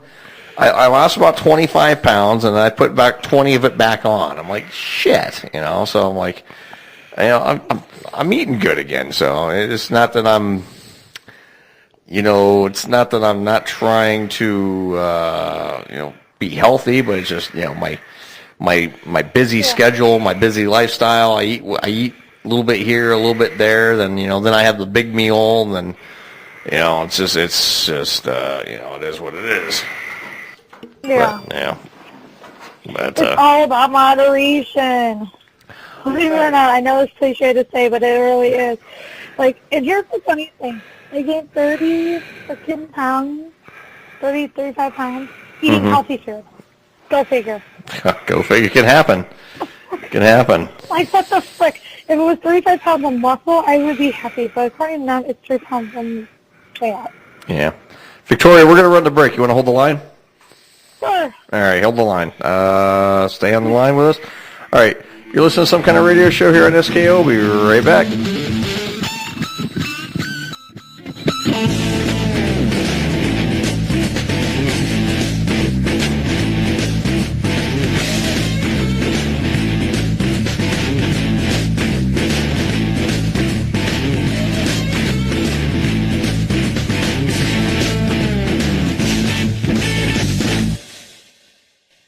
Did you know that more than 2 million children die each year due to dehydration, which really sucks, you know? Someone should do something about that. But hey, check out this mop I've got here. It's called the Smart Mop. All you gotta do is dunk it and grip it real tight, you know? Give it a nice double-handed Indian burn right there on the pee-pee, and you're ready to clean. Now, what's great about the Smart Mop is you actually get smarter while you use it, and it's so much fun, I think I'll get on my heels. Woo! Okay, now that that's all cleaned up, the mop is nice and heavy, so you can put it over your head just like this and get a nice upper body workout. And after your workout, you need a protein shake. Look how much money you're saving. You're so goddamn smart. Dandruff. Blood. Boogers. It does it all. What, are you gonna use that fucking Swiffer Sweeper bullshit? What, are you stupid? No, you're smart. I'm actually too smart for this, so I have the twist handle shoved up my ass right now as I'm mopping this up for you. Not only because it's more of a challenge, but I also don't need to buy toilet paper. There you go. Toss it in with your rainbow blankets. Yeah. I bet you're on your knees covered in shit right now. And that brawny's gonna make you look stupid. You want to be smart. No more dreadlocks, no more sponges. And you know what? Fuck brooms. Whoops, I popped a hemorrhoid in the kitchen and I sneezed on the door. Oh shit, there's the hair from my left testicle. Oh no, biker bitches broke in and spilled Pepto-Bismol. And it looks like someone else broke in as well. Djibouti dubs.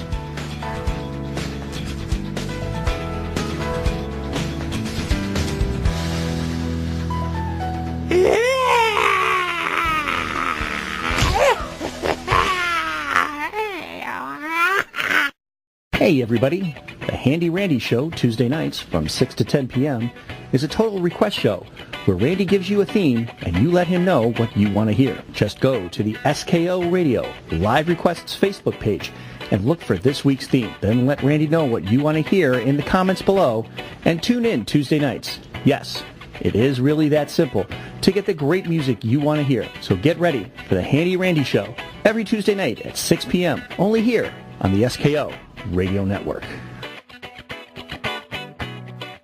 Hi there, Aaron K-Back here from the Half-Cocked Radio Show. But I'm also the program director here at the SKO Radio Network. Part of what that entails is spearheading the new music, new attitude movement here at the station by providing not only the best new music that I can find, but also some of the best from the 70s and beyond. I think you're going to like what you hear because a lot of thought and hard work went into building this library for you, our faithful listeners. But it doesn't stop there. If there's anything you think should be added to the SKO library, drop me a line on my Facebook page. Just go to facebook.com/AaronTheVoice, no spaces, and let me know what you'd like to hear. Welcome to the new SKO Radio Network. New music, new attitude.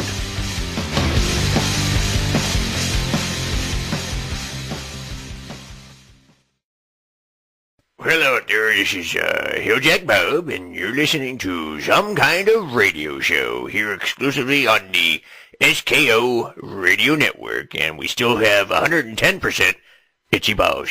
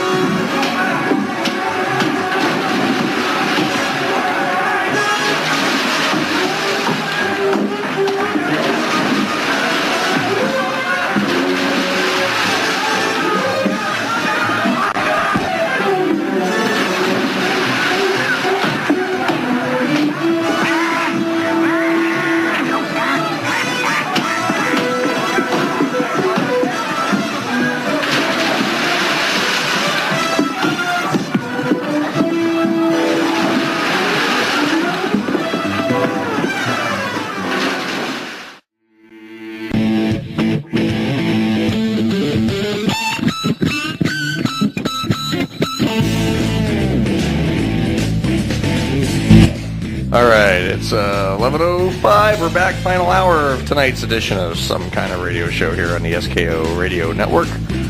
Earl McCune, Tony the Comedy Killer, along with Pat Morrow from Radioactive. And matter of fact, Pat wants to talk a little bit about the changes coming to Radioactive here. Well, actually, what changes? The underwear is finally getting changed at Radioactive. That's all I'm going to say. Actually, we're going to take and I've talked to my crew, and since there's a slot opening up that, I think it is. It's already open. It's open. Yep, it's already open. From 7 to 9 on Sunday evenings, we're going to prime time. There you go. I've talked to my crew, like I said. I've got Dale is actually changing jobs. He's going to become an over-the-road truck driver. Oh, really? Okay. I don't picture him doing that, but he does. He's done 20 years of it already. Wow. And he's going to go back to driving. When he does that, he's still going to be able to be here once or twice a month. So. Okay. And what I'm going to do is I've got other co-hosts that can fill in the meantime. Right. But everybody I've talked to said, yeah, it'll be easier for me to listen to that later at night.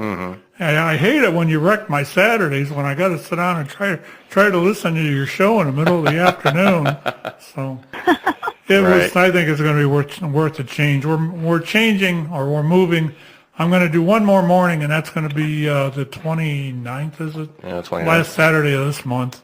Okay. And then from then the following week, that Sunday will be on prime time. And that'll be 7 to 9 on Sundays. Good deal. I think it'll be fun. Oh, yeah. I like as I've watched my show evolve, it's kind of fun to tinker with it, to see what you can make it. And there's some things I don't like about it. There's some things that I think are really cool. Well, same with this show. It's good radio. Some things I don't like about my show, but I've been doing this for 7 years, and I figured the thing I don't like about this show is the guy hosting it. Oh, that's right. Yeah. That's why I'm retiring. So that's why you're quitting. That's why I'm retiring, Yeah. Well, I'm not quitting. I'm just, it's retirement. It's not like I'm like leaving here, because it's so funny. I'm still talking to people like, oh, you're leaving a radio station. No, how can I leave the radio station? I own the goddamn thing. Retiring is I've been through twice now. On air retirement. There's a difference, when you say you're not going to be hosting a show anymore, but you want the show to continue, so you pick a new host to take over for you, and you let the new show go on. I retire Monday through Friday every time I go up to pick up a load of tires in my van. Yeah, I retire every day. Yeah. Jesus. What? Nothing. No, you want to hear something funny? Watch the movie Borat. When the one Southerner's talking about he's retired, he's like, I'm retired, and the Borat's like, oh, you're retired. I speak slower. Jesus. Ka-bum bum bum. Yeah, Yeah. So Radioactive's moving to Sundays.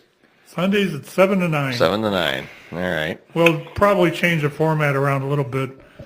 Like I said, there's a couple of things I like that are, I don't know, they're getting kind of old. I've been running Chicken Man in the mornings. Yeah. And I'm thinking about just, I may just run that once in a while. Yeah. The first hour, I want to get more of a technical side of it. So. Yeah, there you go. I mean, there's actually a couple of amateur radio newses that, there's one I use all the time that I play at noon. But there's another one that's really good. I may play it at the top of the hour at 7. There you go. And do the one at 7 and one at 8. Okay. So. We'll see what happens. Yeah, why not? There's ideas flowing. Yeah, we'll you know how it goes. Sometimes you need to, just change things up to make it better. Tony and I were talking about, all the planned changes of the station over the next, reinvention. Basically what we're going through in simple terms is a rebranding. Here at SKO. Yeah, and once I think. From the website side of this, I think the stuff that I've seen coming through the pike there, I think it's going to make the website look a lot better. And we got that, and then we got the online store. We're getting ready we're going to launch here soon. Yeah, I'm anxious for that. Yeah, I'm anxious for that. We already got one product designed. We got a few more things, so be ready to get your SKO gear ready, guys. So, I mean, we're going to have T-shirts.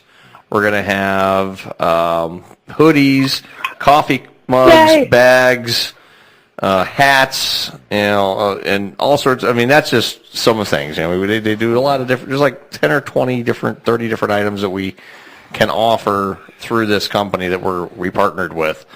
And what's great about it is we don't have to handle any of the inventory ourselves. We do none of it. That is sweet. It's basically hands off for us. The only thing we do is design the products.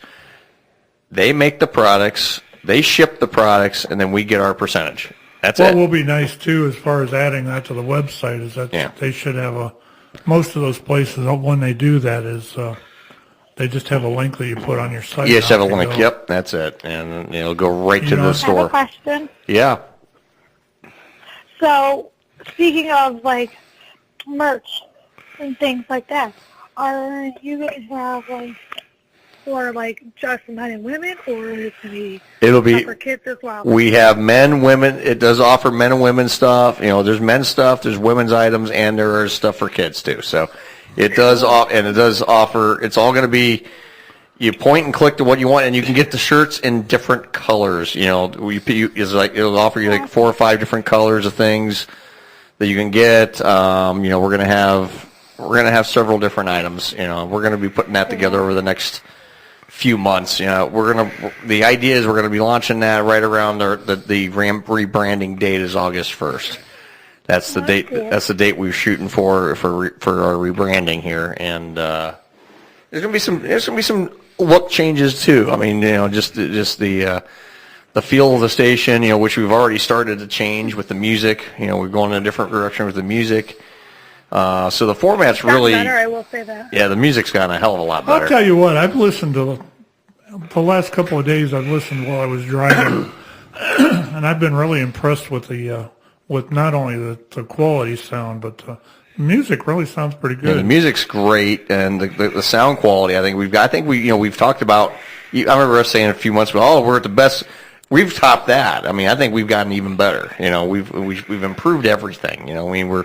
We're still continuing to improve. I mean, one thing with even like small companies like this, you find ways to continue to reinvest in yourselves. If you stay stagnant and do the same old thing over and over again for years on end, you got to continue to evolve and grow and continually do things to better yourself. You upgrade your equipment as you go on. I mean, we've already had one computer upgrade. I'm sure this won't be the last computer upgrade. Eventually, we'll upgrade this computer at some point down the road. I mean, it doesn't need it yet. Knock on wood. Yeah. So I really don't want to buy another computer. I do like this one better than the other one we have. This one works a hell of a lot better than the other one we have. The thing with that, too, I've been looking at this station since I started here. Yeah. You don't really have a backup laptop or a backup computer if this does go down. If this goes down, it's like we'd have to go to the secondary system on. We could run it on a laptop. I mean, we could. If it goes down, I mean, we could, but we don't have that right now. But eventually, we will. I mean, I want to have another. There may be some facilities in that here that I've always wondered if we could actually start like a server system here. That'd be nice. I've actually maybe. Or you have an IT person on the phone that knows how to do all that. Yeah. Well, we got our program director is an IT guy, so he knows that and too. I'm a computer repair guy. Pat's a computer repair guy, so we got. I've been repairing computers since before you were born, Victoria. Yeah. I'm catching up. I'm catching up to the old school. I actually was running when I worked for Chrysler back in the 70s, 80s, and 90s. He had adding machine back then. Yeah. I started a computer repair business in Chrysler, and I was repairing machines. I did 26 in a year once. Wow. Complete refurbs from start to finish. Nice. That's a lot. And hey, at least we're not running the station on like a Commodore 64. Yeah. That was a work machine. That would have handled this. Yeah. I had that, it was just like, got it for Christmas one year and did nothing but played games and went on bulletin board sites and downloaded all the games. I never had to buy a single thing. You were probably on my bulletin board site then. If it was out of Keter, Ravenna, Those were the two cities that I could. I was in Stowe. May have very well been. It was, I spent the extra money and bought a 1200 baud modem when everybody had 300s. Yeah, I remember that. And I had to have that. And I remember I bought this little cartridge thing to plug into the back of my computer. That way it would fast load all the programs off the drive so I wouldn't have to wait as long. It was like a little $15 add-in thing. Because the old Commodores, you could either load stuff by a cassette tape. They had a tape recorder you could load programs on, a cartridge, or you could plug in a disk drive, which, and oh, wow. And then I had the little cartridge I plugged in back, and instead of having to type in load this into the computer, I type in a little percentage sign and the name of the program, and it boomed. It fast loaded everything like 10 times faster. You have to wait until it would load into your computer temporarily. And that used to bug the crap out of me because that's all I did is play games and then get on these little bulletin board things and browse their stuff. And, you were supposed to upload them stuff if you were taking stuff. You ever play Food Fight? Oh, yeah. I love that game. I used to play this little game. It was called Mail Order Monsters. And I still remember, I listened to these 80s songs, and I remember, in junior high, there wasn't much to do on like a weekend night. So I'd always tie up our phone lines. My folks would be in bed. They put in a phone jack in my room so I didn't have to stretch the cord into the kitchen. And I'd be on the phone, the entire night, and I'd be up till 3, 4 in the morning on all these sites, and you'd be just sitting there downloading stuff, and it was kind of like, the game like Risk or Axis and Allies, the board game. Yeah. It's a similar thing. You could either go head-to-head with somebody, or you could be on the map, and you could leave these little bombs to go off when they drive by, and you tried killing off everybody. What was the name of that game that they had where you had these little, you had to build cities? Had to build cities. And you were these little Beatles-like things. I remember I had that game on my board, and I can't remember what the heck the name of it was. I can't even remember. I know which one you're talking about. I can't think of the name of it. I ran a board from 91 to 98. Yeah. And at one point I had two phone lines, and they were hardly ever had with nobody on them. Yeah. And you'd always have people trying to dial into you. And then Al Gore came along and said, "We're going to build the internet." Yeah. Everybody Al Gore invented the internet. 15 minutes later. Yeah. And on the 7th day, he rested. But yeah, it was always funny. But I was this is probably me. I was about mid-80s when I was really on it, because once I got into high school, then I hit the gym and actually started going out and had a social life. I used to be a FIDO provider. I did all kinds of stuff with that board, and it's all gone now. Yeah. Now everything's a website to provide everything. I actually had the idea when I had that board was to move it onto the web. Yeah. I had actually bought the software for it, and then I found out I didn't need it. Yeah.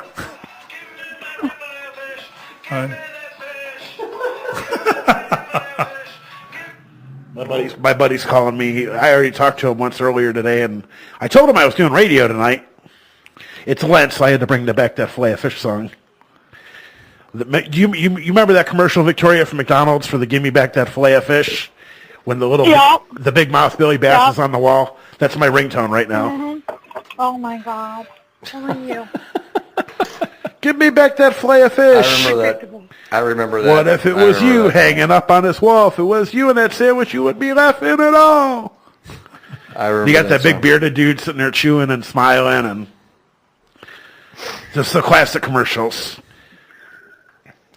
Hey, did you guys hear, I don't know if you guys are into the paranormal stuff or not, but did you guys hear that Lorraine Warren died? Who? Lorraine Warren. I don't know who she is. She's the paranormal investigator. Her and her husband, they actually had a museum, a paranormal museum. I can't remember exactly where it's at, but the movie, I think it's The Conjuring, was based on her and her husband's story of how they became paranormal investigators. I never heard of her. Oh my God. Total, icon. Just, yeah, I mean. Talking about religion and paranormal and stuff like that, Did you happen to catch any of the story about the Notre Dame burning down? Yes. Oh my gosh. Did you see that I'm cross? so glad you brought that up. Did you see that cross right in the middle of that? Yeah. Still standing when the thing was put out? Well, that's because, the cross being made of gold like it was gold melts at a way higher temperature than that fire burns. Yeah. Between that and there was a story about this Arizona or Texas tornado. This woman's house got blown down. Every wall except for the wall with the crosses on it. You got to wonder. Oh, wow. Yeah. You got to wonder who's... Now, did you hear in relation to the Notre Dame Cathedral fire? There was a photog there. He was taking pictures of the cathedral minutes before it went up in flames. And he said in one of the shots, he didn't realize it at the time when the fire was going on until he checked his camera later. There were two gentlemen leaving the scene of the fire just like moments before the church went up, laughing and smiling and joking around like something was funny. And he believes they were of Middle Eastern descent. And he ended up calling a friend of his in the U.S. who works for the New York Times, and New York Times reporter guy ran with the story. Hours after he ran with the story, it mysteriously got pulled. Well, they're trying to say that thing was caused by an electrical issue. Or in the media trying to shut it down.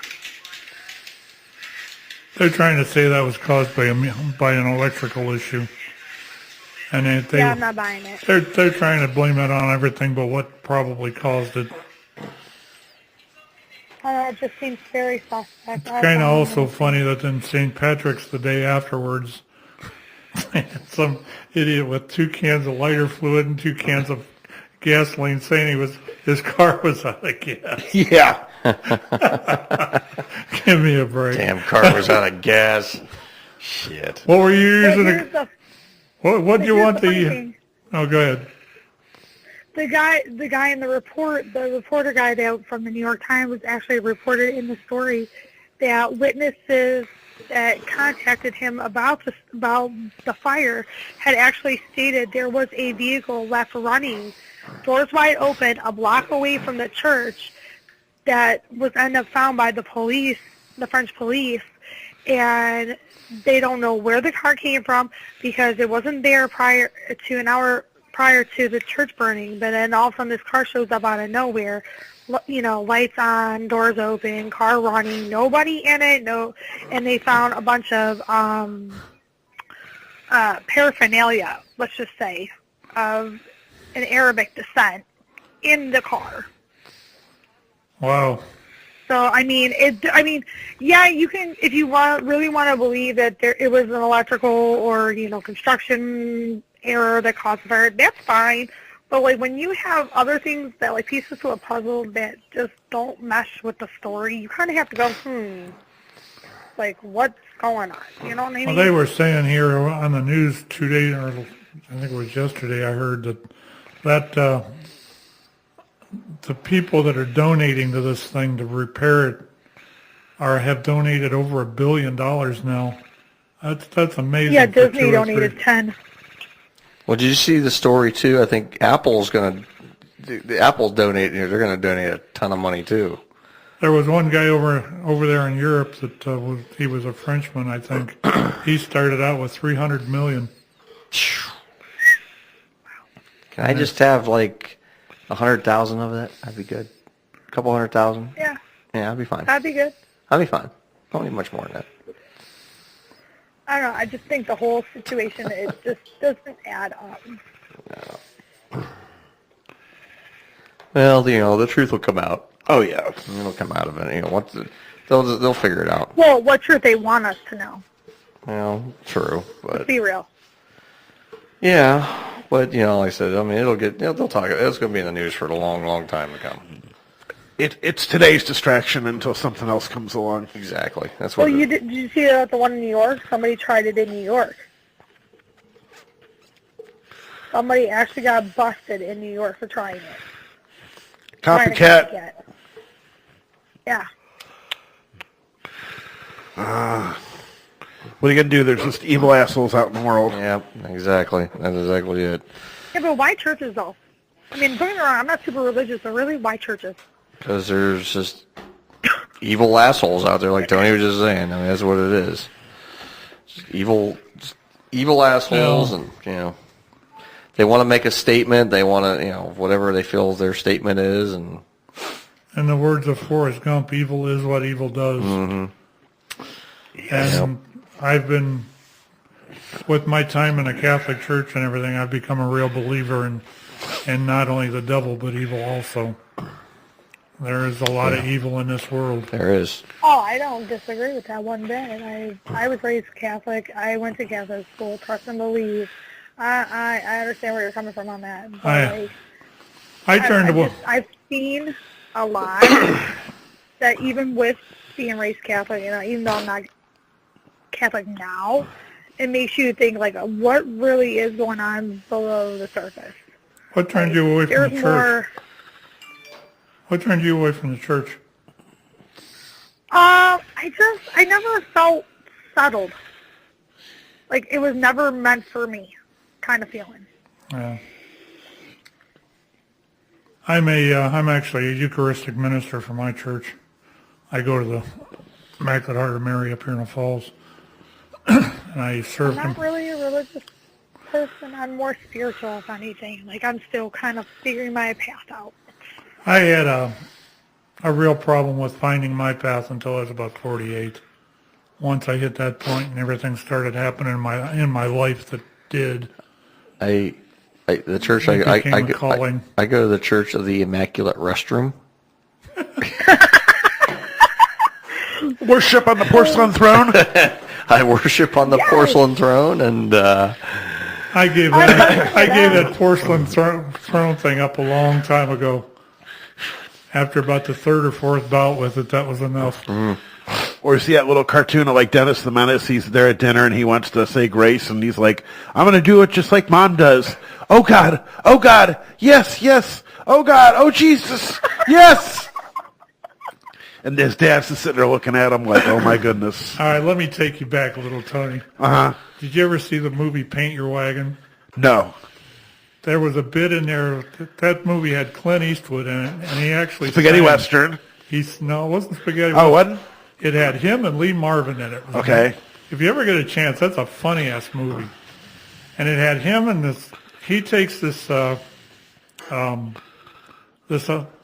of Mormons come into town, and he takes the youngest of the Mormons, and they go to a whorehouse. And they're all sitting at the table, and not going into a huge description here, but they're sitting around a dinner table, and the guy, the father Mormon says, I think who wants to say grace? And Clint Eastwood looks at the kid and he says, you were saying grace quite well the other night. Yeah. It's like you go to, like, the University of Utah or Brigham Young there, and obviously Mormons are very much, you know, nothing until marriage type of deal. And it's just like, you get, cause, you know, if you get caught on a football team on, like, Brigham Young, you get caught having sex, you get kicked off. And they were like, well, they do this thing called marinate. They put it in and just let it sit there. Because then, you know, okay, you're not having sex. And I was just, and I'm like, I wouldn't understand it. Well, Bill Clinton never had sex either. No, I never had sex with that woman. He didn't have. He marinated. He marinated. He did not sleep with that young intern. Yeah. In fact, he was up all night. Yeah. No, he just got his pole polished. He learned a whole new appreciation for a Cuban cigar. Mm-hmm. Yipper. Yeah. I wonder if they smoked it after. Yes, they did. They did? He gave it to somebody and they smoked it. I did hear that story. Oh, Jesus. That's disgusting. Smell pussy in the air. Yeah. Let's go to break. All right. We'll be back. I'll be right back. And on that happy note. On that happy note, we'll be right back after these messages on some kind of radio show here on the SKO Radio Network. Stay tuned.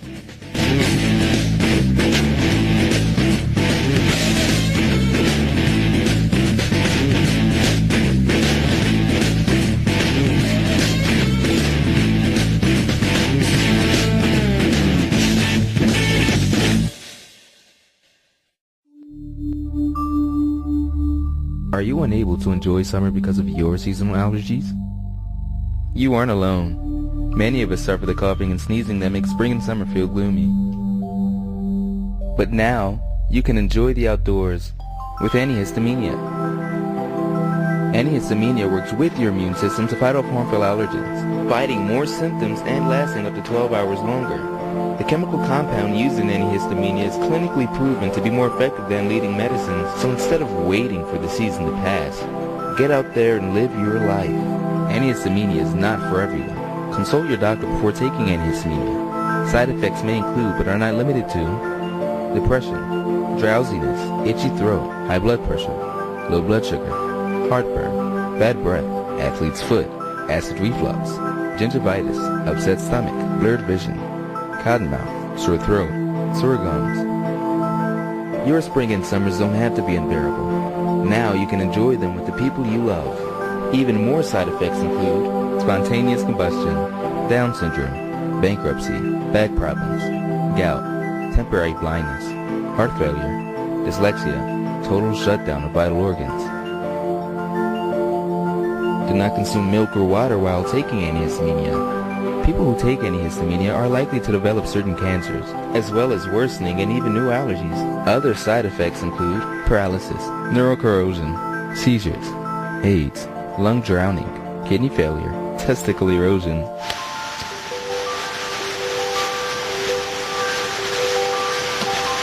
Change in skin pigmentation, dwarfism, moderate to severe Crohn's disease, cardiac arrest, detached retina, loss of teeth, peeling skin, death. Depression, anal leakage, loss of eyelids, sperm deficiency, erectile dysfunction.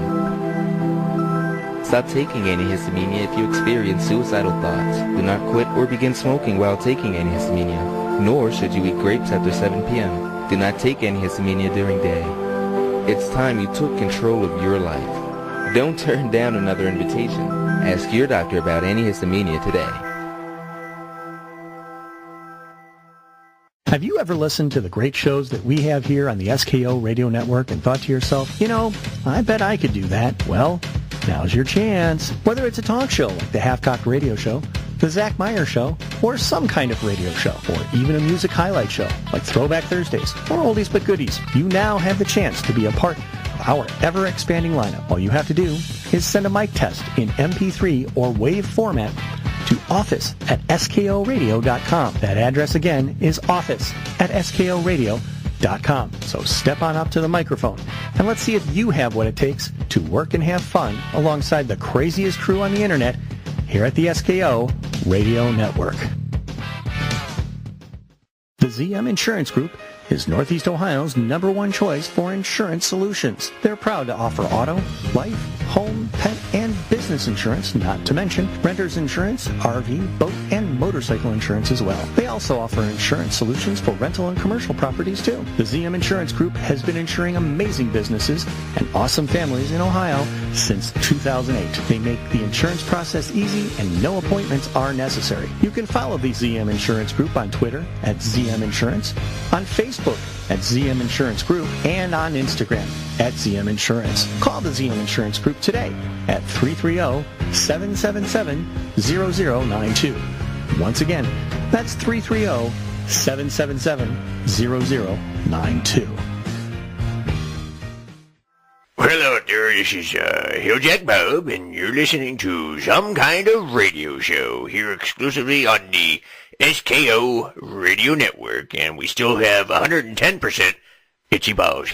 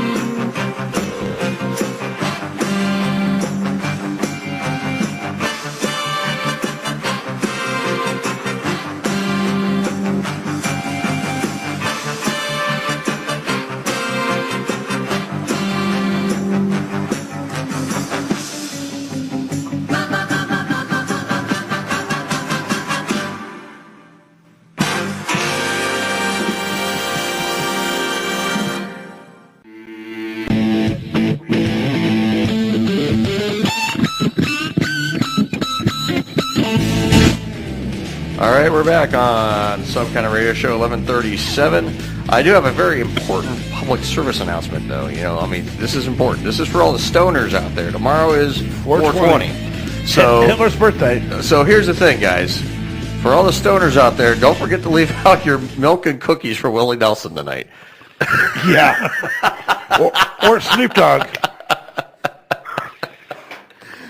Don't forget to leave the cookies out for Willie Nelson or Snoop Dogg. Yeah, so. And Dave's still not here. Yeah, Dave's not here, man.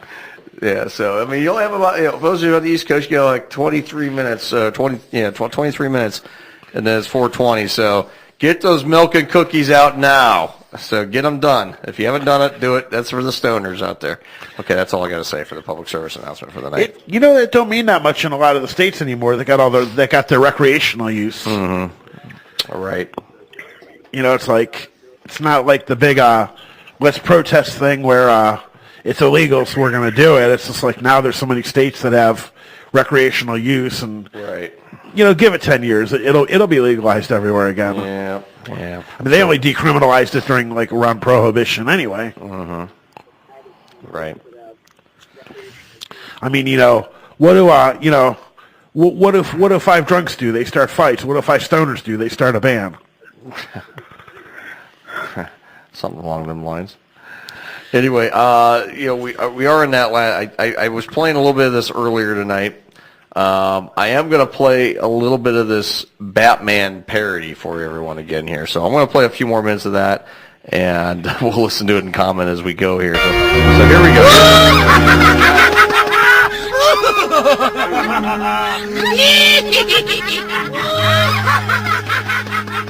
Yeah, this is a Batman parody.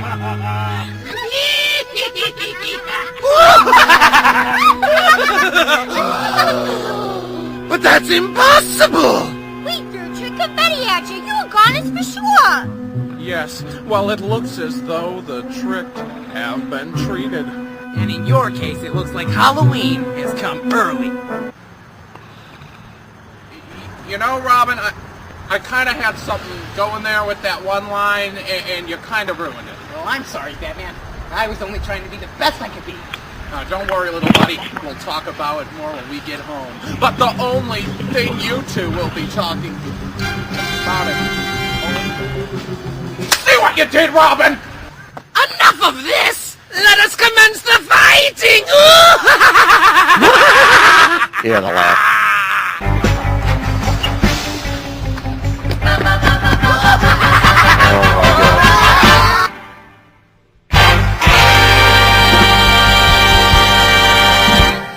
All right, well, there's that.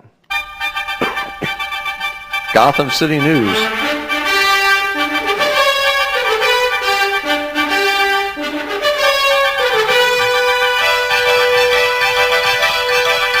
That's important. Gotham City News.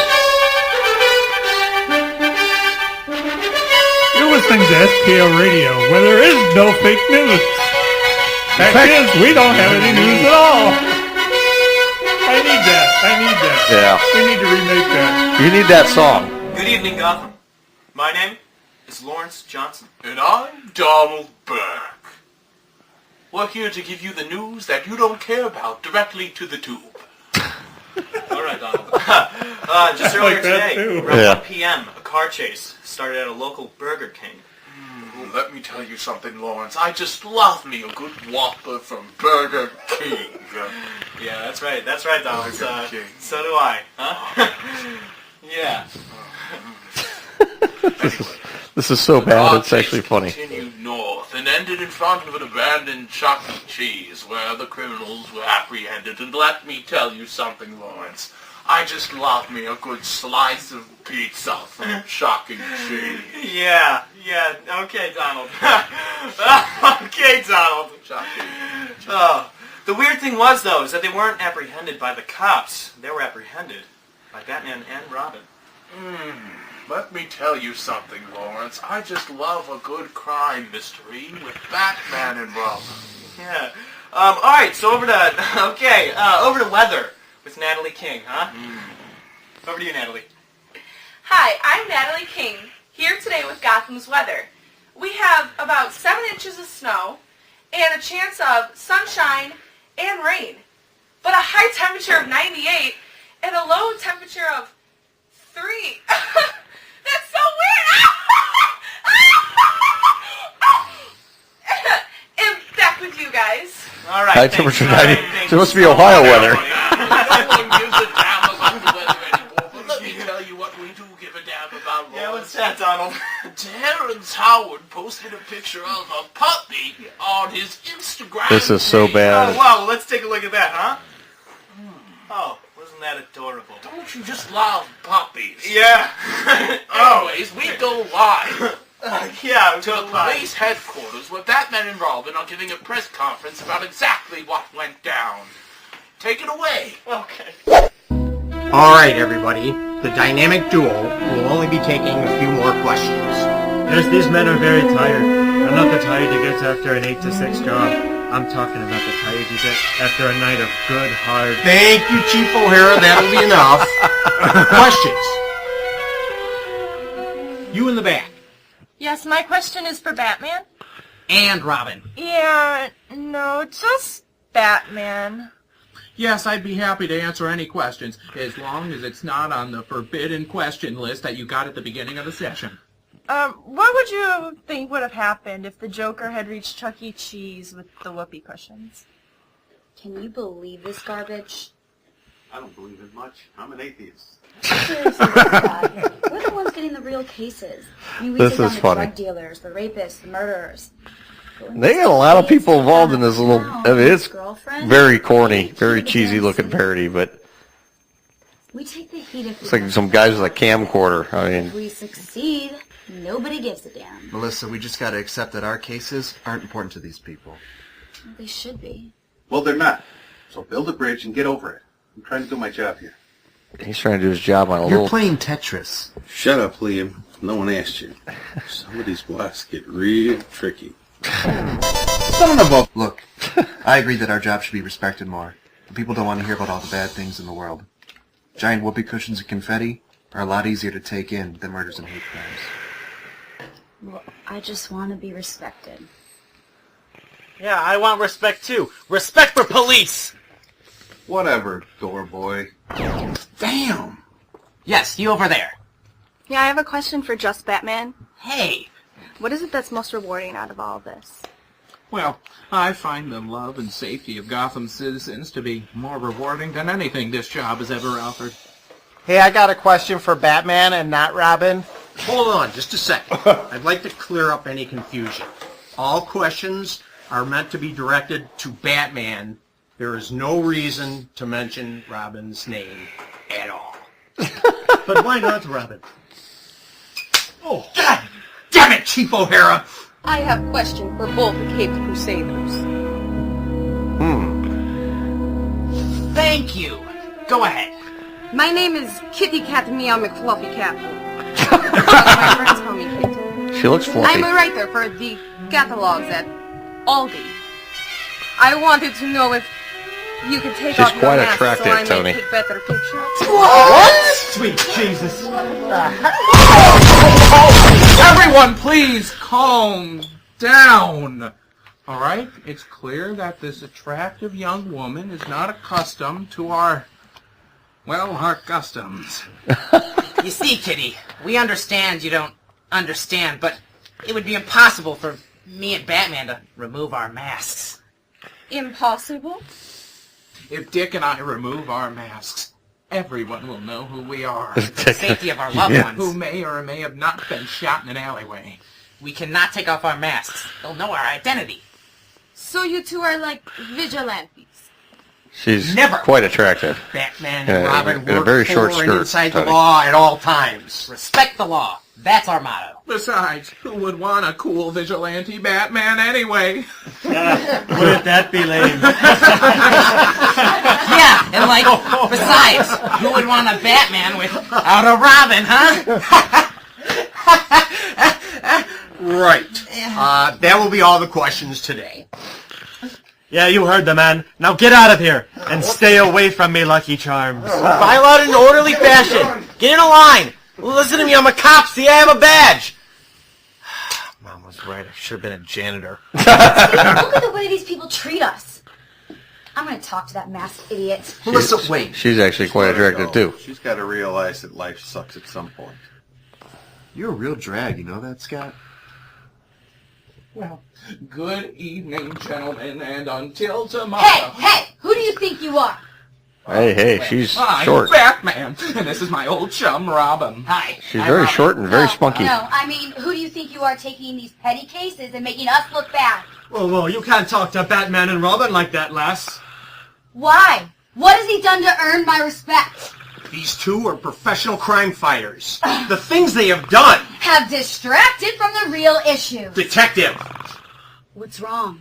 Can Batboy not talk for himself? Oh, ma'am, you might want to step aside and let the men do their job. You arrogant son of... Oh, God! Fucking him up. No, Batman.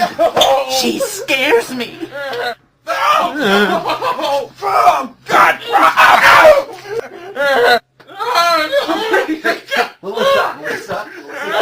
She's kicking his ass. You two think you're heroes? Look at yourselves. You have no idea what real crime is like.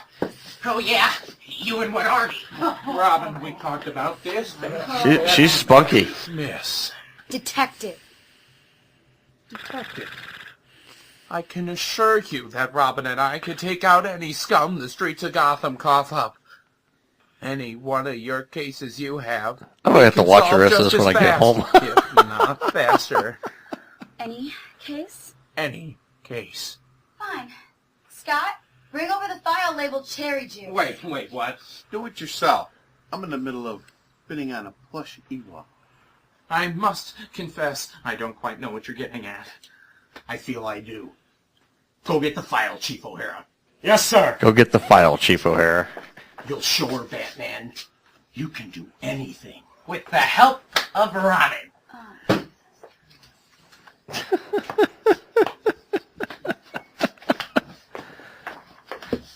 I don't know if it was funny or that or Tony snoring. Cherry juice. What's cherry juice? It's a new drug. It's spreading all throughout Gotham, and it's highly addictive and highly popular. Impossible. Gotham hasn't had a drug problem since the Falcone family was locked away. No, that's just what they want you to believe. Yeah, we've been on this case for months now. It's pretty bad. All leads have led to a dead end. The people behind this case dead are end. very quiet. I wish you people were going to keep it quiet.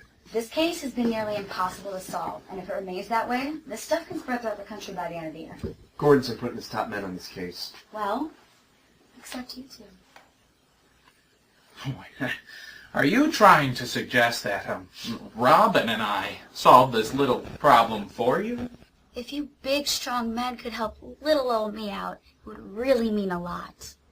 Fine, but if Robin and I solve this case, you have to go on a date with me, publicly in a nice little cocktail dress. Fine. But if you fall flat on this case, you and your little birdie have to quit crime fighting. And you have to give up your identities to the whole force. Batman, don't! Imagine if we fail. Everything we fought for, pointless! Shut up, Robin. Oh. You got yourself a deal, Detective. Great, Commissioner. I request that my case be transferred over to Batman and Robin. Request granted. Batman, Robin, will you take the case? Yes, sir. Robin? This guy is like the most Robin, accept the case. queer-sounding Batman I've ever Way heard. too risky. We gotta think about the consequences. So is the Robin. Before we make huge wagers. Robin? You think? Accept. No. Right now. Man. That's in order, Robin. Accept the case! Yes, Commissioner, I accept the case. Great! I have complete confidence in you two that you'll solve the case and end the drug scourge in Gotham. They're going to end the drug scourge. I love you like a boy loves his mama. Oh, Chief O'Hara, your odd comments will never get old. However, Robin and I must dismiss ourselves if we're gonna solve this case. Quickly, Robin, to the Batcave. Not a moment to lose.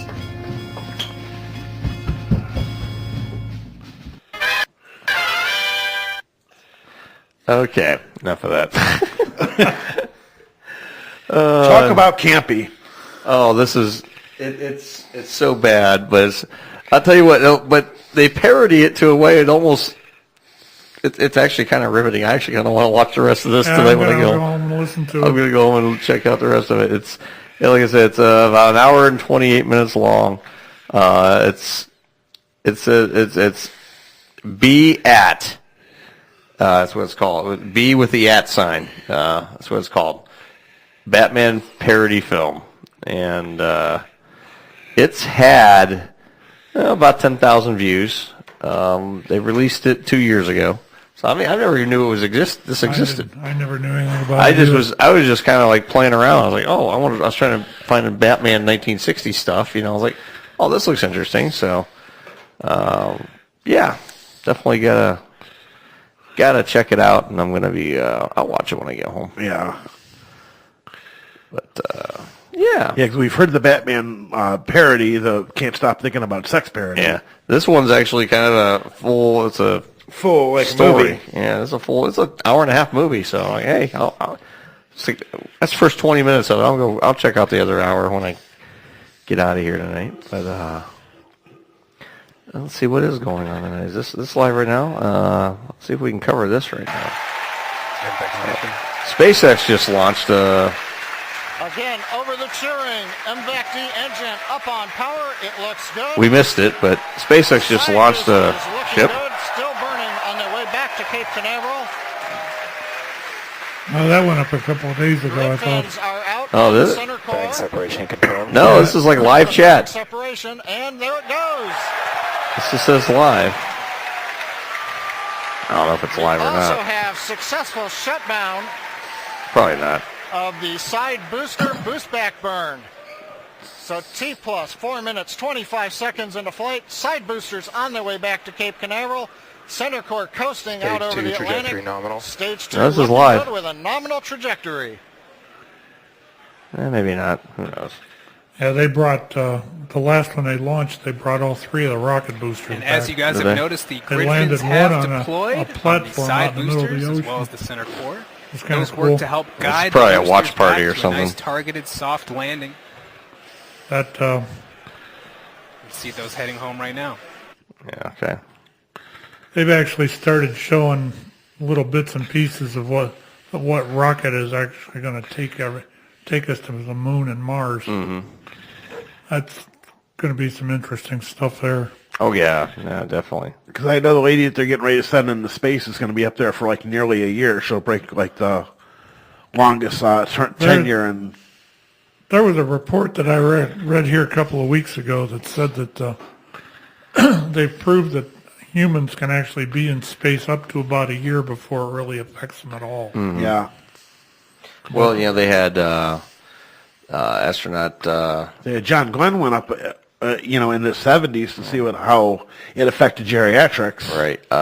See who? Well, was it Mark Kelly or Scott Kelly? Scott Kelly. Scott Kelly. Yeah, he went up for a year, almost a year, 346 days or something like Those that. two were brothers, and they said that there was He had some issues. some very pronounced issues between the one that stayed on the ground and the one that was up there the whole time. Right. Yeah, I guess he's it's taken like 2 years now to kind of get recovered back to a point where he's normal again, but You're talking Scott Kelly. Yeah, 'cause you're up in weightlessness for all that time.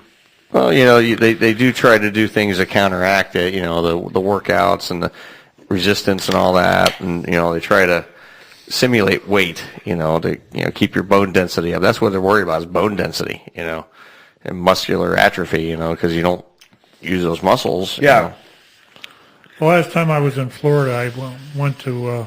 I always, whenever I go down there, I go to the Cape. I Yeah. love that place.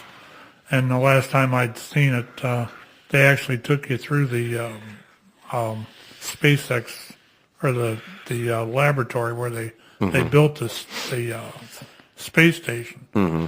And some of the stuff that they were sending up there was unreal. Yeah. Well, it's amazing. They'd only let you in so much of it, but Right. Oh, which they do let you see. It's just amazing. It's amazing what the accomplishments, and what we're looking at now, and 10 years is going to be obsolete. Think about, the advancements in technology, and the stuff they can do now. Just everything. When they go to put somebody on one of them Saturn V, the revised Saturn V, Yeah. I'll be down there to watch it. Yeah. I've always wanted to see one of them rockets go up. The last one that went up was a moon launch, and that's been 50 years ago. I was disappointed when I was down in Florida. Last time I was actually down there was 06. I took, the kids were still very small. I took the family down, and I was down there. I was going to go down to the Cape and watch a shuttle launch. I've seen 6. And it got scrubbed. I've seen 6. The week I was down there, they scrubbed it 3 times. And then it launched the day I was driving home. So what year was this? Huh? What year was this? 06. 06, okay. So right when they were coming back, the shuttle program was coming back. I was down there in 05 when they launched the Columbia, and they scrubbed that 6 times. And then that was the one that disintegrated coming back. Oh, Columbia that was 03. Well, that was 03. Then the next trip up there, yeah, or the next trip coming in is when it burned up. Yeah. I was down there the one before it launched the Chandra X-ray telescope. Right. And I had never seen them scrub one as close to what they did the second or third time in. Right. They got down to 15 seconds and had to scrub. And I being a ham like I am, I was listening to they run that stuff all over the ham radio. Right. They run the live feeds for ham. Right. And you can listen to it on the Cape or anywhere else you are. And listening to that, you could not have put a thin piece of paper in between any of that talk that was going between that shuttle and that command center. It was unreal the way it was going. Well, they could scrub that thing down to like less than a second, and once the solids are done, once the solids are lit, that was it. Done, You were commit go, and that was it. You had to ride them out for 2 minutes and 12 seconds. That was it. But I'll tell you what. I still, with everything I still think the shuttle was probably the workhorse. I mean, that thing was the best thing they could ever have. They're coming up with other stuff that's going to be just as good. Yeah. In fact, SpaceX just launched that heavy lifter. Yeah. Here a couple of weeks back that is going to do a lot of the work that the shuttle was doing. Yeah. Anyway, well, I'll tell you what, we made it. We got to midnight. So yes, we did. All right. Well, I'll tell you what, everybody, we are going to get on out of here, and we will see everybody here next Friday night for another fun-filled and exciting edition of some kind of radio show. In the news. Yeah. SKO Radio. Yeah, who knows what we're going to be doing next week, but we'll be back next week, and we'll see everybody then. Have a good night. I've always wanted to do a show called Knuckleheads in the Nude. There you Well, that won't be us. Have a good night, everybody. We'll see you next week. Later, all.